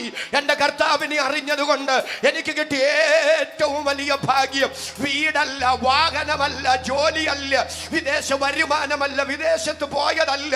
അതെല്ലാം ഉണ്ടായിട്ടും അവസാനം കണ്ണടച്ച ചെല്ലുന്നത് നിത്യ നരകത്തിലാണെങ്കിൽ അതുകൊണ്ടെന്ന് നേട്ടം. എന്നാൽ യേശുവിനെ അറിഞ്ഞതുകൊണ്ട് എനിക്ക് കിട്ടിയ ഏറ്റവും വലിയ ഭാഗ്യം, ഇന്ന് രാത്രി കണ്ണു തിരുമി അടച്ചാൽ എൻ്റെ നിത്യത എവിടെയാണ് എന്ന ഉറപ്പാണെന്ന് ഇന്ന് രാത്രി അകത്തളത്തിൽ അനുഭവിക്കുന്ന ദൈവമക്കൾ അതരം പൂട്ടി നിൽക്കാതെ അതരങ്ങൾ തുറന്ന് ദൈവത്തിന് സ്തോത്രം ചെയ്യുക.